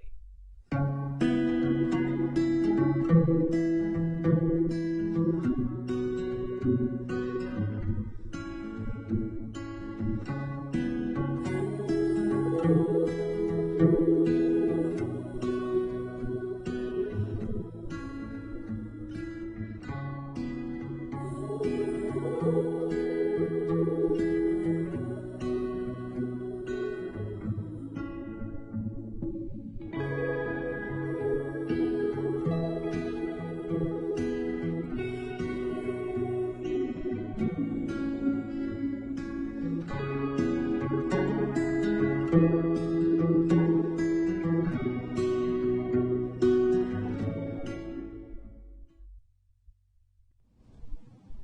is David Harris, and you're listening to the Home Towne Real Estate Broadcast Network. Welcome back inside Game 1 of the North Division Championship Series here on Long Island. Central Islip, New York, the location for this evening's matchup as your Southern Maryland Blue Crabs, who win on a torrid stretch just to make the playoffs, winning 6 of their last 7, 10 of their final 15, hold a 3-2 lead and turn things over to one of the top arms in all of the Atlantic League of the regular season in Andres Briseño. Briseño, the right-hander, in 51 appearances this year, a 1.87 ERA. Batters hit just 184 against him. A guy that you really want to turn to in a situation like this. He does it with his phenomenal two-pitch arsenal, the fastball that can get up to the mid-90s on the velocity, and that slider, when it's moving and grooving, it is almost impossible to hit. He'll mix in the occasional changeup as well if he's really feeling good. It'll be 2-3-4 for the Ducks. Vladimir Frias, Steve Lombardozzi, and Lou Ford. Frias singled a run home his last time up, but starts off swing and a miss on a strikeout from Briseño. If the Blue Crabs are able to pick up a victory tonight, they definitely would have earned it going through the top of the lineup in the last 2 innings. In the month of September, Briseño struck out 26 batters in 13 innings pitched. This season, 77 punch-outs in just under 58 innings pitched. The 0-1 hit high to the left side. In comes Matt Hibbert. Hibbert looking for the ball, coming under and catching for out number 1. You know, in a normal save situation, out number 1, the most important. In a playoff game, you kind of feel that way in the 7th, 8th, and 9th. The most important thing you want as a pitcher, especially if you're a starter in a postseason outing, is stressless innings. And during the regular season, a guy gets on first, the fans are not going to react to it. But in a playoff setting, it means that much more. So just that's, again, taking the crowd out of it is big. A slider in there for a called strike from Andres Briseño starts things off to Steve Lombardozzi. Lombardozzi 0 for 3 with a pair of ground outs and a line out this evening. Number 2 on the back of his jersey, the 0-1. Swing and a miss. There's that changeup. Briseño clearly feeling it early. Man, Briseño pop out on Frias and just going through Lombardozzi and Lou Ford. You get a 1-2-3 inning. There's just not enough good things to say about Briseño. Can easily be the relief pitcher of the year in the Atlantic League. Certainly has my vote. A true lockdown pitcher, a high strikeout guy that has fantastic command of his fastball. No balls, 2 strikes to Steve Lombardozzi. The pitch, high and away, trying to get him to chase. Lombo won't bite in the count 1-2. You could possibly have the starter, relief pitcher, and closer of the year all on the same team. Very true. The 1-2. No offer from Lombardozzi. I would agree, honestly. And Darryl Thompson, Andres Briseño, and Matt Latos. I think it's definitely going to be tougher for Latos because that guy Schumann, but Latos, he's definitely in the running. Schumann with the better ERA, Jim Fuller with a couple more saves, but I think Latos, in my opinion, of course, all around better. Chopper to the right side, Silva on a bounce, throw to first in time. A 4-3 put out, and 2 quick outs from Andres Briseño here in the Ducks half of the 8th inning. When you think of Andres Briseño, you think of the high-velocity fastball, obviously, and how has he been able to get his 2 outs? The soft stuff. Vladimir Frias, a changeup low and outside that he just threw his bat out. Wasn't a big fan of that swing by Frias. And then Steve Lombardozzi, as you hear the Lou chants here in Long Island. A slider right to Silva. Little slow chopper. Score update from the Atlantic League South Division Championship Series. 1-1. Dirty Birds and the Legends all tied. First pitch, chopper up the middle. Briseno fires to first. It's what caught. What a performance. Wow. What an I mean, you talk about geeky, too. And Brammer shutting things down. A truly impeccable outing from the back end of this bullpen. Keeps the Blue Crabs in control as we take things to the ninth inning. A 3-2 lead. Southern Maryland on top. The Blue Crabs trying to pick up a win here on a Monday night. Game 1 of the Atlantic League North Division Championship Series. We'll be right back on your home for Blue Crabs baseball, the Home Towne Real Estate Broadcast Network.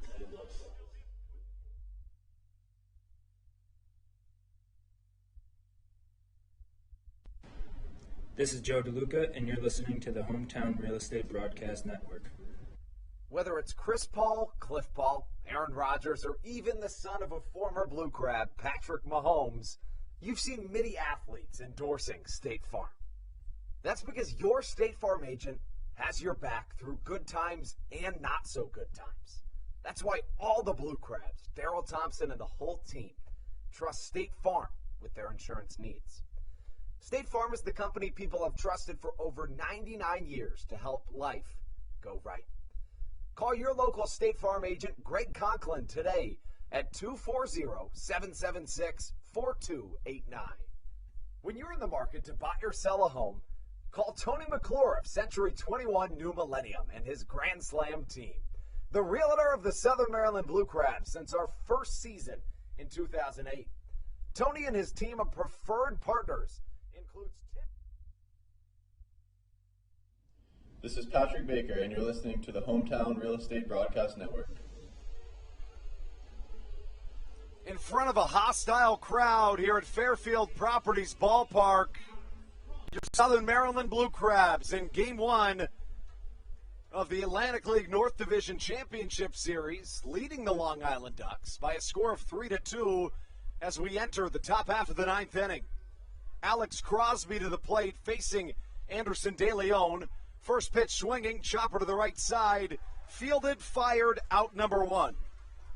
The bullpens have been unbelievable in this game for both sides. De Leon, if you would have told me Long Island was only going to use one guy out of the bullpen and have to go 4 innings of shutout baseball, I would have told you that probably Long Island wins the game.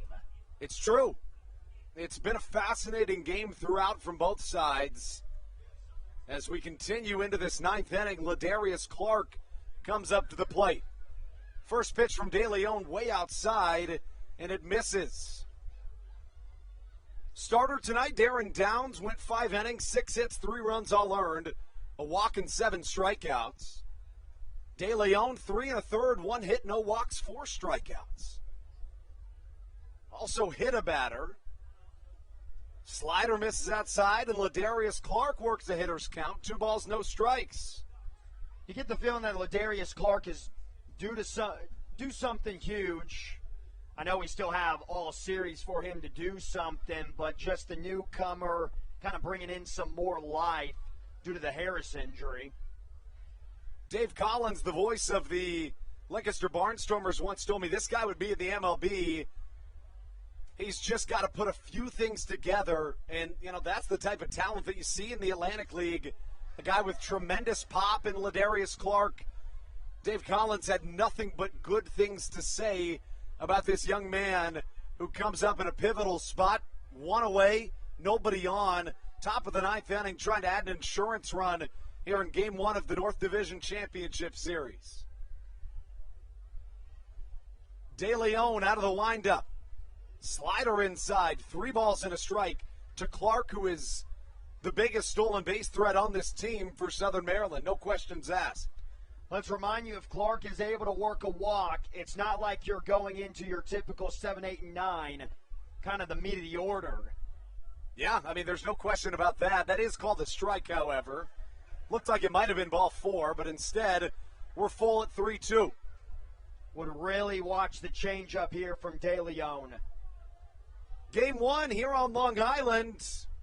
Game 2 and Game 3, if necessary, will be in Waldorf at Regency Furniture Stadium. De Leon Time called first by Hector Sanchez.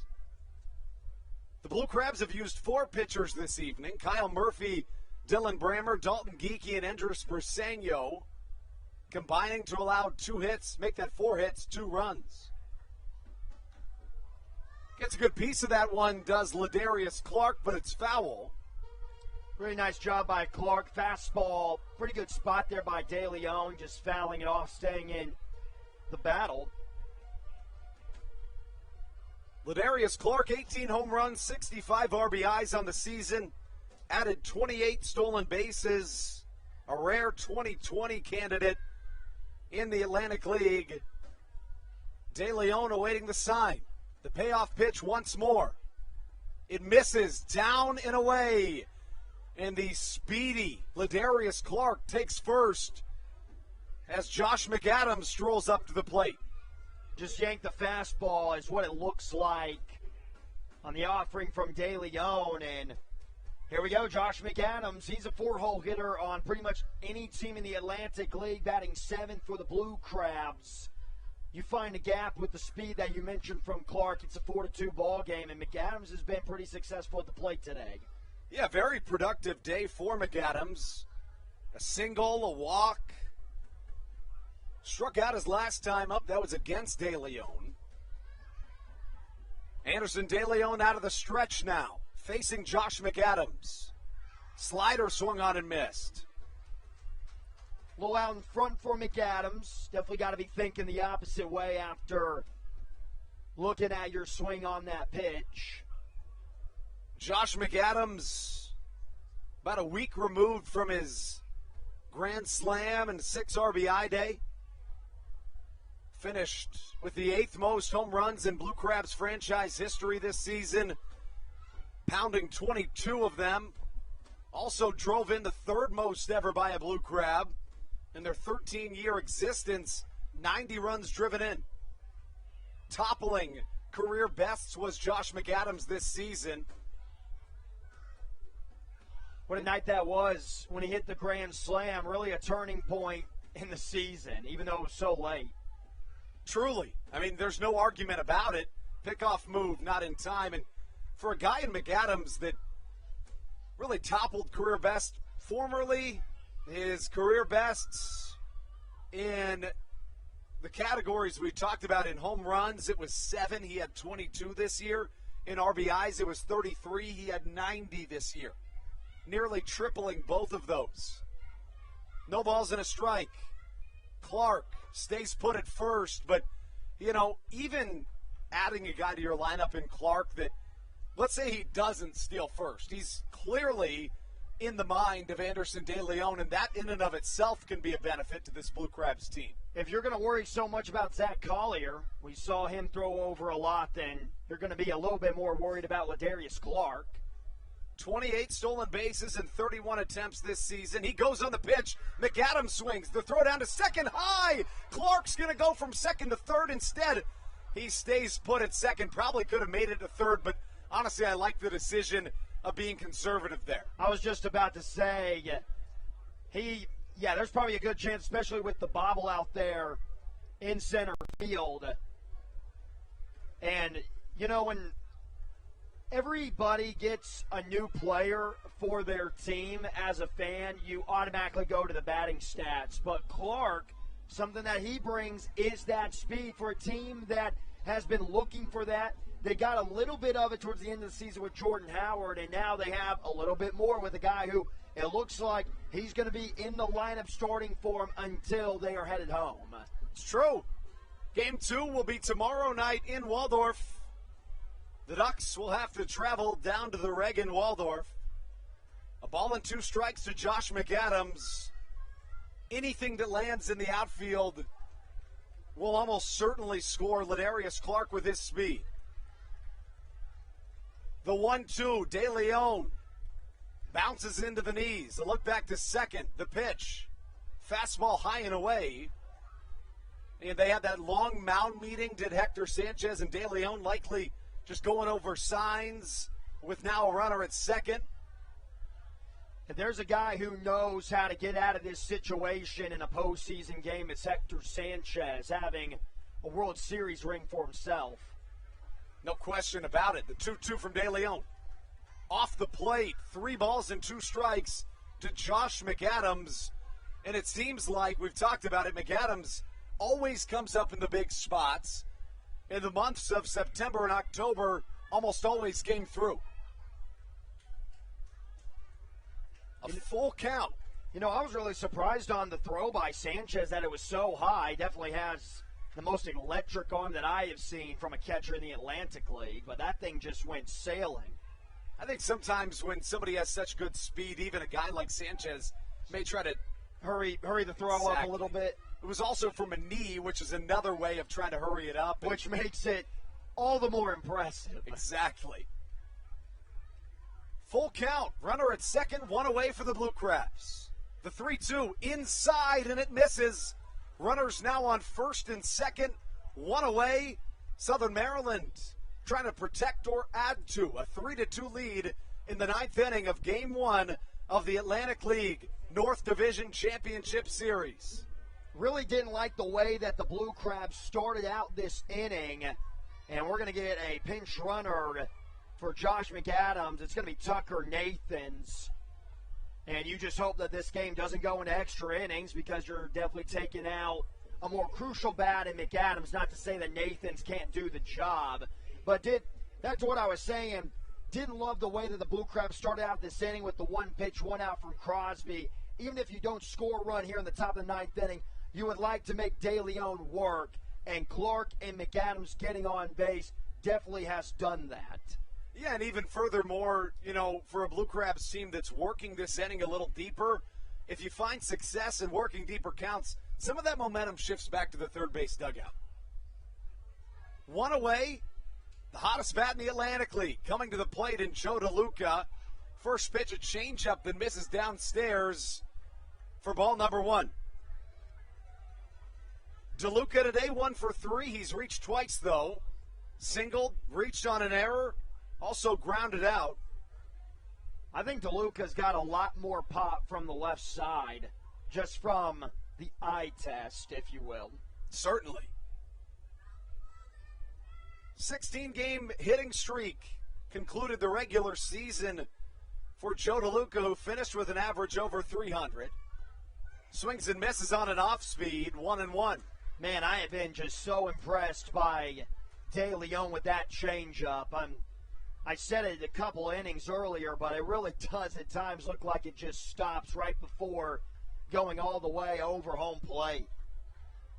In his last 16 games of the season, DeLuca hit for a .481 batting average.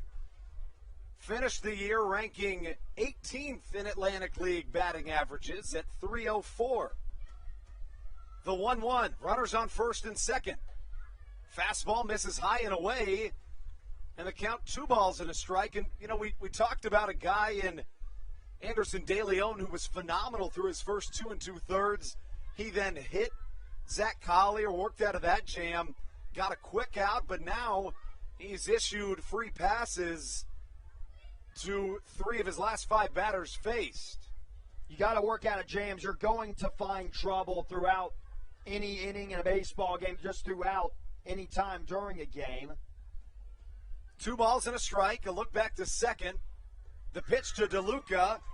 An off speed. Swung on and missed as the count draws even at 2 balls and 2 strikes. So you're probably thinking, why is DeLuca not thinking the opposite way? Because both of the changeups that he has whiffed on, he was out in front. But I think it was just because of the count. He was trying to pull something or hit it hard. So now that it's 2-2, he's definitely going to have the mindset of going into left field. It's been a wind tunnel out to right tonight. DeLuca, a guy that can spray it in every direction. Really good speed at second in Ladarius Clark. Good speed at first for Tucker Nathans. 2 balls, 2 strikes. Top of the 9th inning here on Long Island. DeLuca sees a 2-2 off speed and swings over it for strike number 3. Really just a big pitch and a big spot for De Leon. I was thinking that he was going to obviously go towards left field after swinging and missing on it a couple of times, but he was just really fooled Now it all comes down to Michael Baca. Baca has been very productive today. Had a sacrifice bunt that allowed a run to later score. He also drove in a run. He's really just dunking a couple balls over the shortstop's head today, but honestly, by doing that, he's been one of the biggest contributors to Southern Maryland's 3-2 lead. Michael Baca at the plate, awaiting the first pitch from De Leon. Another off speed, and De Leon has basically abandoned that sinker, and it's worked well for him. I honestly cannot remember the last time that he has thrown sinker. If he's thrown any this inning, it's just been a couple of times. The Blue Crabs in game 1 of a 3-game set on the road. Return home for games 2 and 3 tomorrow. Michael Baca at the plate. No balls and a strike. Tucker Nathan's at first, a pinch runner. Ladarius Clark at second. He reached on a walk. The 0-1. Low and away, dropping to a knee and protecting those runners that stand at first and second is Hector Sanchez.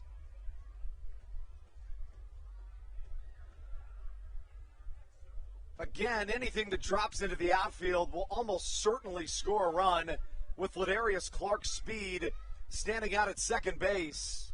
That's why you see the outfield. They're shading a pretty good bit in.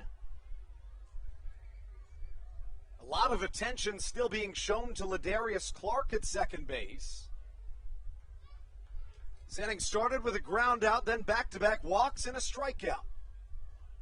One of the longer innings of a fast-moving contest here in Central Islip, New York.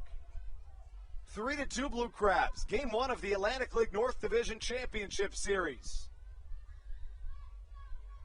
The 1-1 inbound from De Leon. Off the plate, 2 balls and a strike. And, you talk about this Blue Crabs team that, with 15 games left in the season, was in their deepest hole of the season at 3.5 games back. Stormed back, winning 6 of their last 7 to make the playoffs. And now, here on Long Island, in the only road game of this series, the 3-game set, trying to make things happen. The 2-1 hit to the right side. It keeps carrying. If it's fair, it could land for extra bases. Instead, it drops in foul territory, and we get a whole lot of 2s on the board. 2 balls, 2 strikes, 2 on, 2 down. Southern Maryland on top of the Ducks, 3-2, with a shortstop, Michael Baca, up to the plate. Not a lot of room towards those corners. We've seen it a couple of times in right field where the right fielder just, like I said, running out of room. Definitely got to be frustrating if you're a pitcher. Get some soft contact like that, can't find an out. 2 balls, 2 strikes. Anderson De Leon in his 4th inning of relief, having allowed just 4 base runners, 3 of them via the free pass. He wants the signs once more. Working a little slower here in this 9th than he did in innings prior, but you can understand why that is. Make sure you make the right decision. The 2-2 on its way. Baca takes down low. We're full at 3 balls and 2 strikes. And now that pinch run situation at first becomes all the more important. Runners will go on the pitch. So De Leon, the changeup, we've said it time and time again, has been his best pitch tonight. The slider, though, has been his second best. And in this inning, the Blue Crabs have really taken away that second off-speed pitch with the slider. Takes on the outside part of the plate for all the righties, at least. October baseball. Couldn't ask for much better than a 3-2 game with a full count in the top of the 9th inning. Southern Maryland trying to add to their lead. Runners will go on the pitch. There they go. The 3-2 fouled to the right side. Just a tremendous job from Michael Baca, working De Leon and just stringing along at bat, trying to get something to hit. Really good situation for the Crabs with the runners on the move on the 3-2 pitch. Tucker Nathan's, he's got some good speed, but if he's not stealing, you can't promise that he's going to be scoring on a ball in the gap. Now with him being on the move, you can guarantee 2 runs are going to be scored on a ball in the gap and in the corner. Full count. Runners will go on the pitch once more. 3-2. A slider swung on and missed. And the Crabs strand 2 on the base paths. We are headed to the bottom of the 9th here on Long Island. Southern Maryland in Game 1 of the North Division Championship Series. Their first game in the playoffs dating back to 2017. Here we go. It's Crabtober, ladies and gentlemen, and we'll be right back on your home for Blue Crabs baseball, the Home Towne Real Estate Broadcast Network.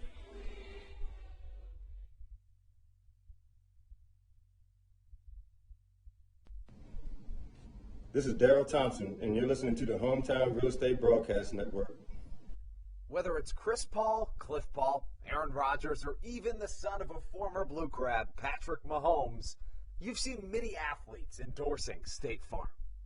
That's because your State Farm agent has your back through good times and not so good times.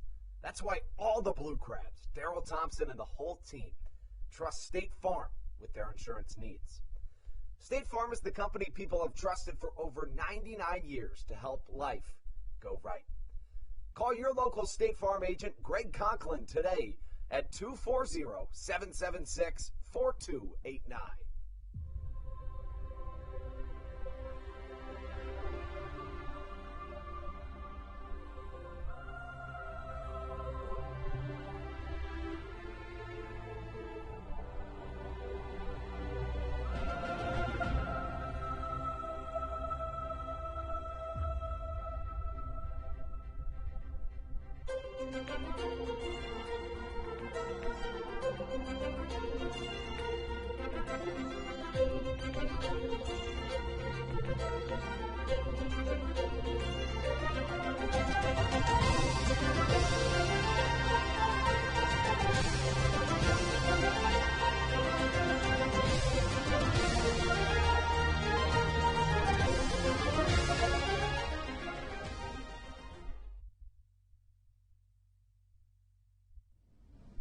This is Kent Blackstone, and you're listening to the Home Towne Real Estate Broadcast Network. To the bottom of the 9th we go here at Fairfield Properties Ballpark. Southern Maryland in Game 1 of the Atlantic League North Division Championship Series. Trying to steal one on the road from the Long Island Ducks. Games 2 and 3 to be played at Regency Furniture Stadium. Trying to head back to Southern Maryland with a 1-0 series lead. We talked about in the 9th inning how it was crucial that the Ducks can have Hector Sanchez as their catcher because he's been in those World Series moments, those really high, energetic, big league moments. Well, the same goes for the Blue Crabs in the bottom of the 9th, just with their pitcher and Matt Latos, who has pitched in some pretty big, high-leverage situations in the big leagues. So true. A guy with such composure comes onto the mound, 24 for 25 in save opportunities in the regular season, and he starts L.J. Mazzilli off with a strike called on the outside corner. A 2.76 ERA on the season for Latos. The right-hander on his way. Splitter misses downstairs. Latos in 8 appearances against the Ducks this season. In 8 innings has allowed just 1 run, 5 strikeouts against this squad. A ball and a strike to count. Protecting a 3-2 lead is the MLB veteran closer in Matt Latos. High fly. Should be out number 1. Somebody's got to call it. Collier making a dive, and it squeaks away from his glove. And that's just what you got to have if you're Southern Maryland. Well, first of all, look where Collier's standing right now. That has got to be Ruby Silva's baseball. Collier, that's just too many steps to run in and try to make that play. Really unfortunate for Southern Maryland. Call it a single for L.J. Mazzilli, an obscure one but a single. Brings up Devinson Romero. This 5, 6, 7 of the Ducks lineup this evening combines to be hitless, have drawn 2 walks, a hostile environment with Matt Latos on the mound here in Game 1 of the North Division Championship Series. Latos sees Romero drill one to the left side, but foul for a long strike number 1. Matt Latos pitched 3 times in the span of 24 hours just a couple of days ago. The guy that was a starter in the majors for 9 years, so he's got the arm wherewithal to withstand that. The right-hander trying to close this one out in the bottom of the 9th. Latos, runner goes on the pitch, throw down to second is in time! The throw from Joe DeLuca in time! What a throw from Joe for out number 1 and a critical out from the backstop. Joe DeLuca, unquestionably the biggest impact on this last 3 weeks for Southern Maryland, and he comes up big here. What did we say before the game about Joe DeLuca, and one of the keys being, yes, he's going to be fine on the offensive side, but he's got to step up behind the plate with the arm. That's 2 guys that he's thrown out tonight, and that was maybe the biggest play of the year. 1-1 on its way to Devinson Romero. Just off the outside corner, and this crowd's getting loud and rambunctious, but I'll tell you what, Matthew, after that out, a little bit less loud. 2 balls and a strike the count. Latos out of the windup. The pitch on its way. Line drive to the left side. Matt Hibbert can't track it down. That should stay as a single, however, and it will. Really fantastic job there by Matt Hibbert to cut that into a single. And boy, Matthew, if that stolen base was made, we'd be looking at a tie ball game right now. It makes you appreciate the DeLuca throw out even more. You would have runners on first and third with the speed of the last runner. But the Blue Crabs, they're 1 pitch away from winning this ball game. All you need is one of those great Matt Latos splitters down in the zone, maybe a little 6-4-3 double play. Brings up Hector Sanchez. Back-to-back singles start this bottom of the 9th inning off, but just 1 on and 1 down after the caught stealing from Joe DeLuca. Throw to first on the pickoff move, not quite in time. Latos, an easier guy to steal off of. He's got a really slow leg lift, something that I noticed on the steal. DeLuca had to put it on the money or else it's an easy save. First pitch on its way. Line drive into left field, and Matt Hibbert cuts it down. Just a single, and it brings up Chris Shaw. You could actually see that Latos was hurrying his leg lift a little bit more. Not a slide step, but pretty close for Matt Latos. And you wonder, because he was kind of worried about the runner so much, that it threw off his location on that last fastball. So maybe now it kind of sets him up for a perfect situation because he can go back to that regular leg lift with the runner on second.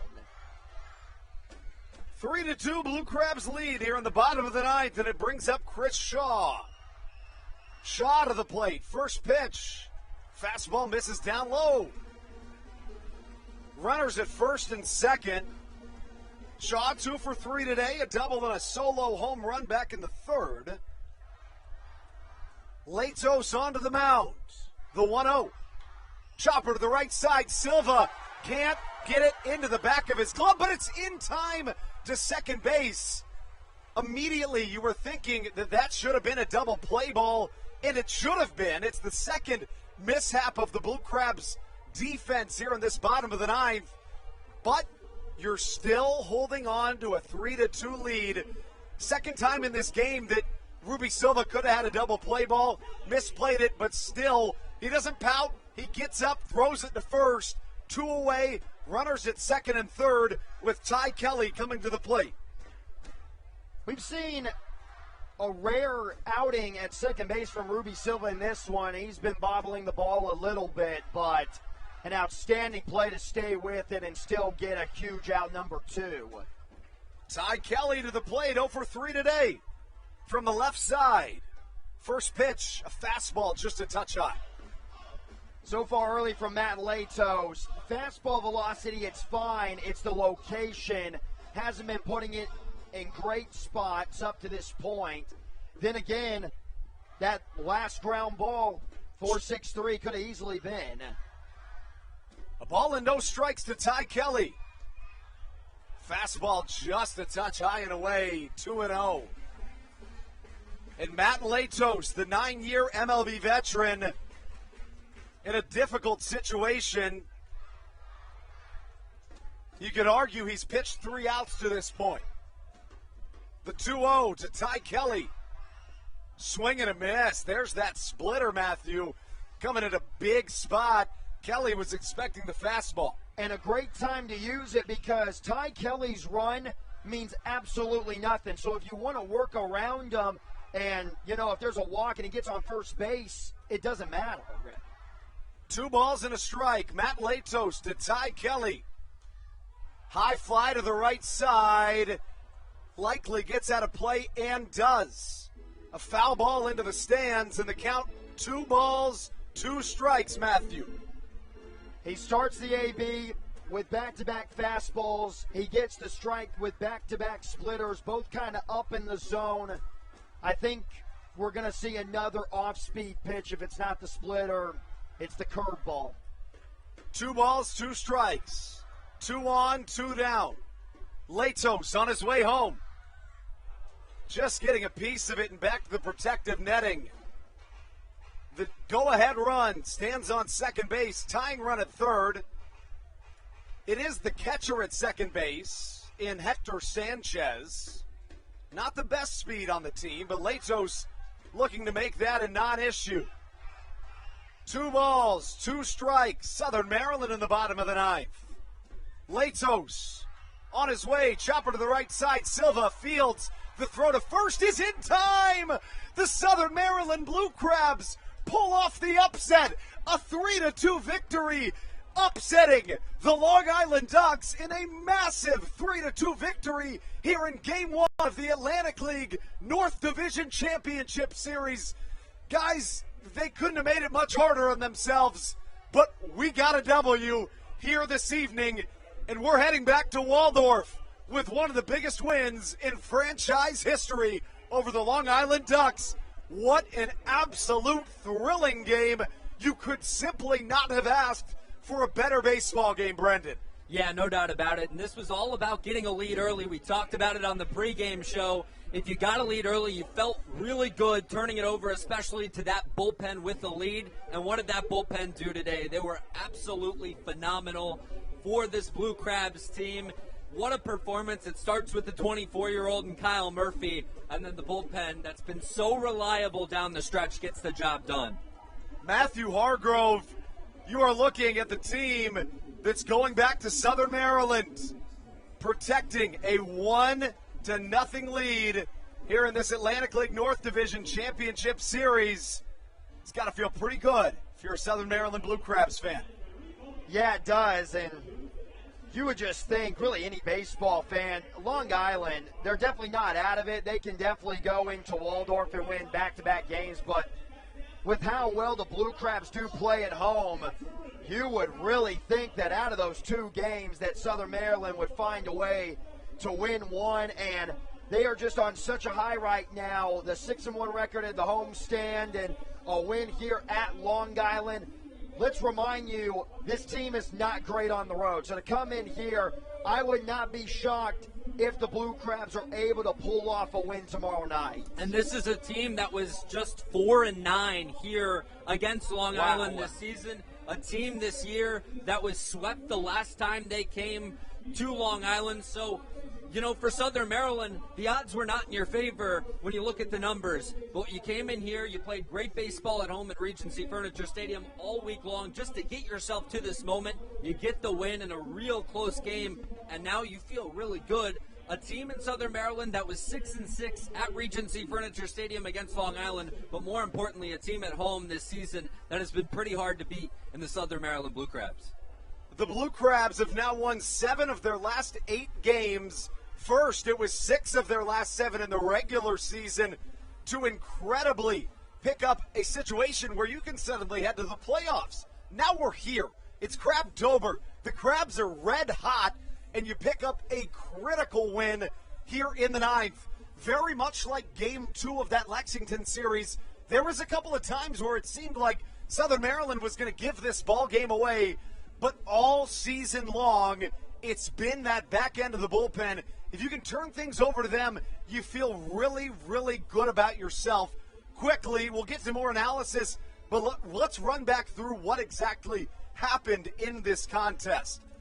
Quickly, it was 2 scoreless innings. We got through them in about 30 minutes as Darren Downs and the 24-year-old newcomer, right-hander Kyle Murphy, faced off against each other. Murphy, 21 years younger than Lou Ford in this contest. Lou Ford could drink on the day that Kyle Murphy was born, but guess what, guys? This evening, he got it done. The young guy coming into a hostile environment, finding himself with a critical victory, advancing to 1-0 here in this 2021 playoffs as the Blue Crabs pick up a win. You look back at the scoring in this contest, it came in bunches, but when it came, they were sparse. Each team kept rebounding against the other, and every scoring play continued to be incredibly valuable. You got to take things back to the top of the 3rd to see the first form of scoring in this contest.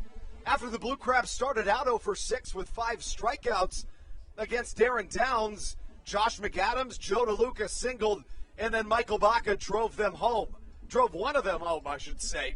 Next up, Ruby Silva with 2 away and a runner on 3rd. He found himself push bunting another run home.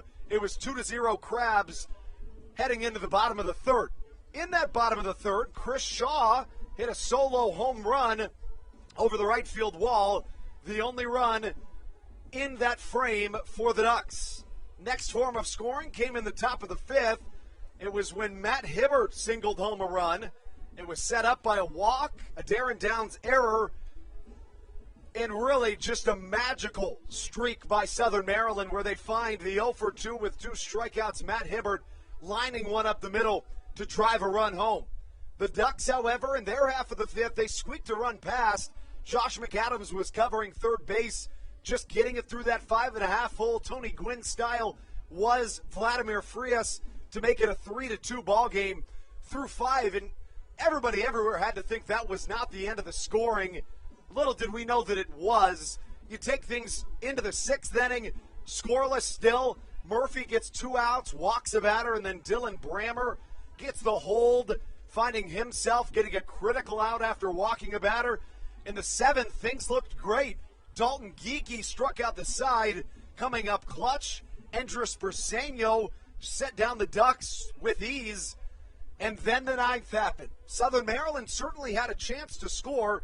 2 walks. There was runners on 1st and 2nd with 1 out. They were unable to come through as Anderson De Leon struck out a pair of batters to keep it at a 3-2 lead.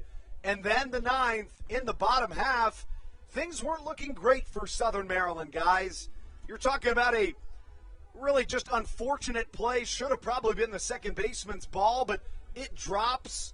It went down as a single, but it was a mishap defensively. Next, you have a line drive to the left side. But first, Joe DeLuca with maybe the throw of the year. If he doesn't make that, you're looking at a different ball game. Hector Sanchez then singles. The Long Island Ducks had runners at 2nd and 3rd with 1 out. I beg your pardon, 1st and 2nd with 1 out. Matt Latos, the MLB veteran, gets the save as he finds himself incredibly getting a ground out and then a pivotal out number 3 with the tying run on 3rd and the go-ahead run on 2nd base. You talk about a Blue Crabs team that's had a magical run.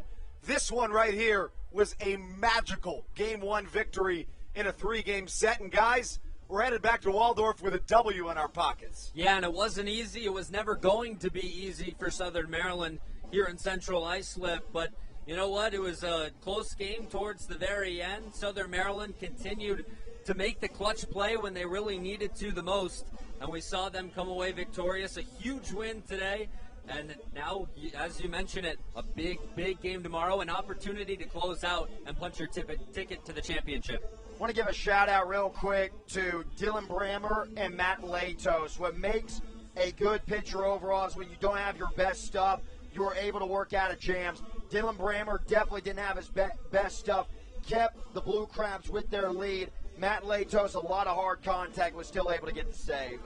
A 3-2 Blue Crabs victory in Game 1 of the Atlantic League North Division Championship Series. A 3-game set. We'll head back to Waldorf for the totality of the series. Game 2 tomorrow night at the Reg in Waldorf. Be there.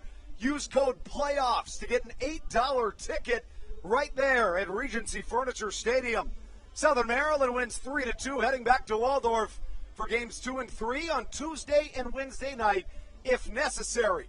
A 3-2 win here on Long Island. And for Matthew Hargrove and Brendan Casera, I'm Andrew Banstra, signing off on the biggest win of the year here on the road, leaving you with one final note. Let's go Blue Crabs.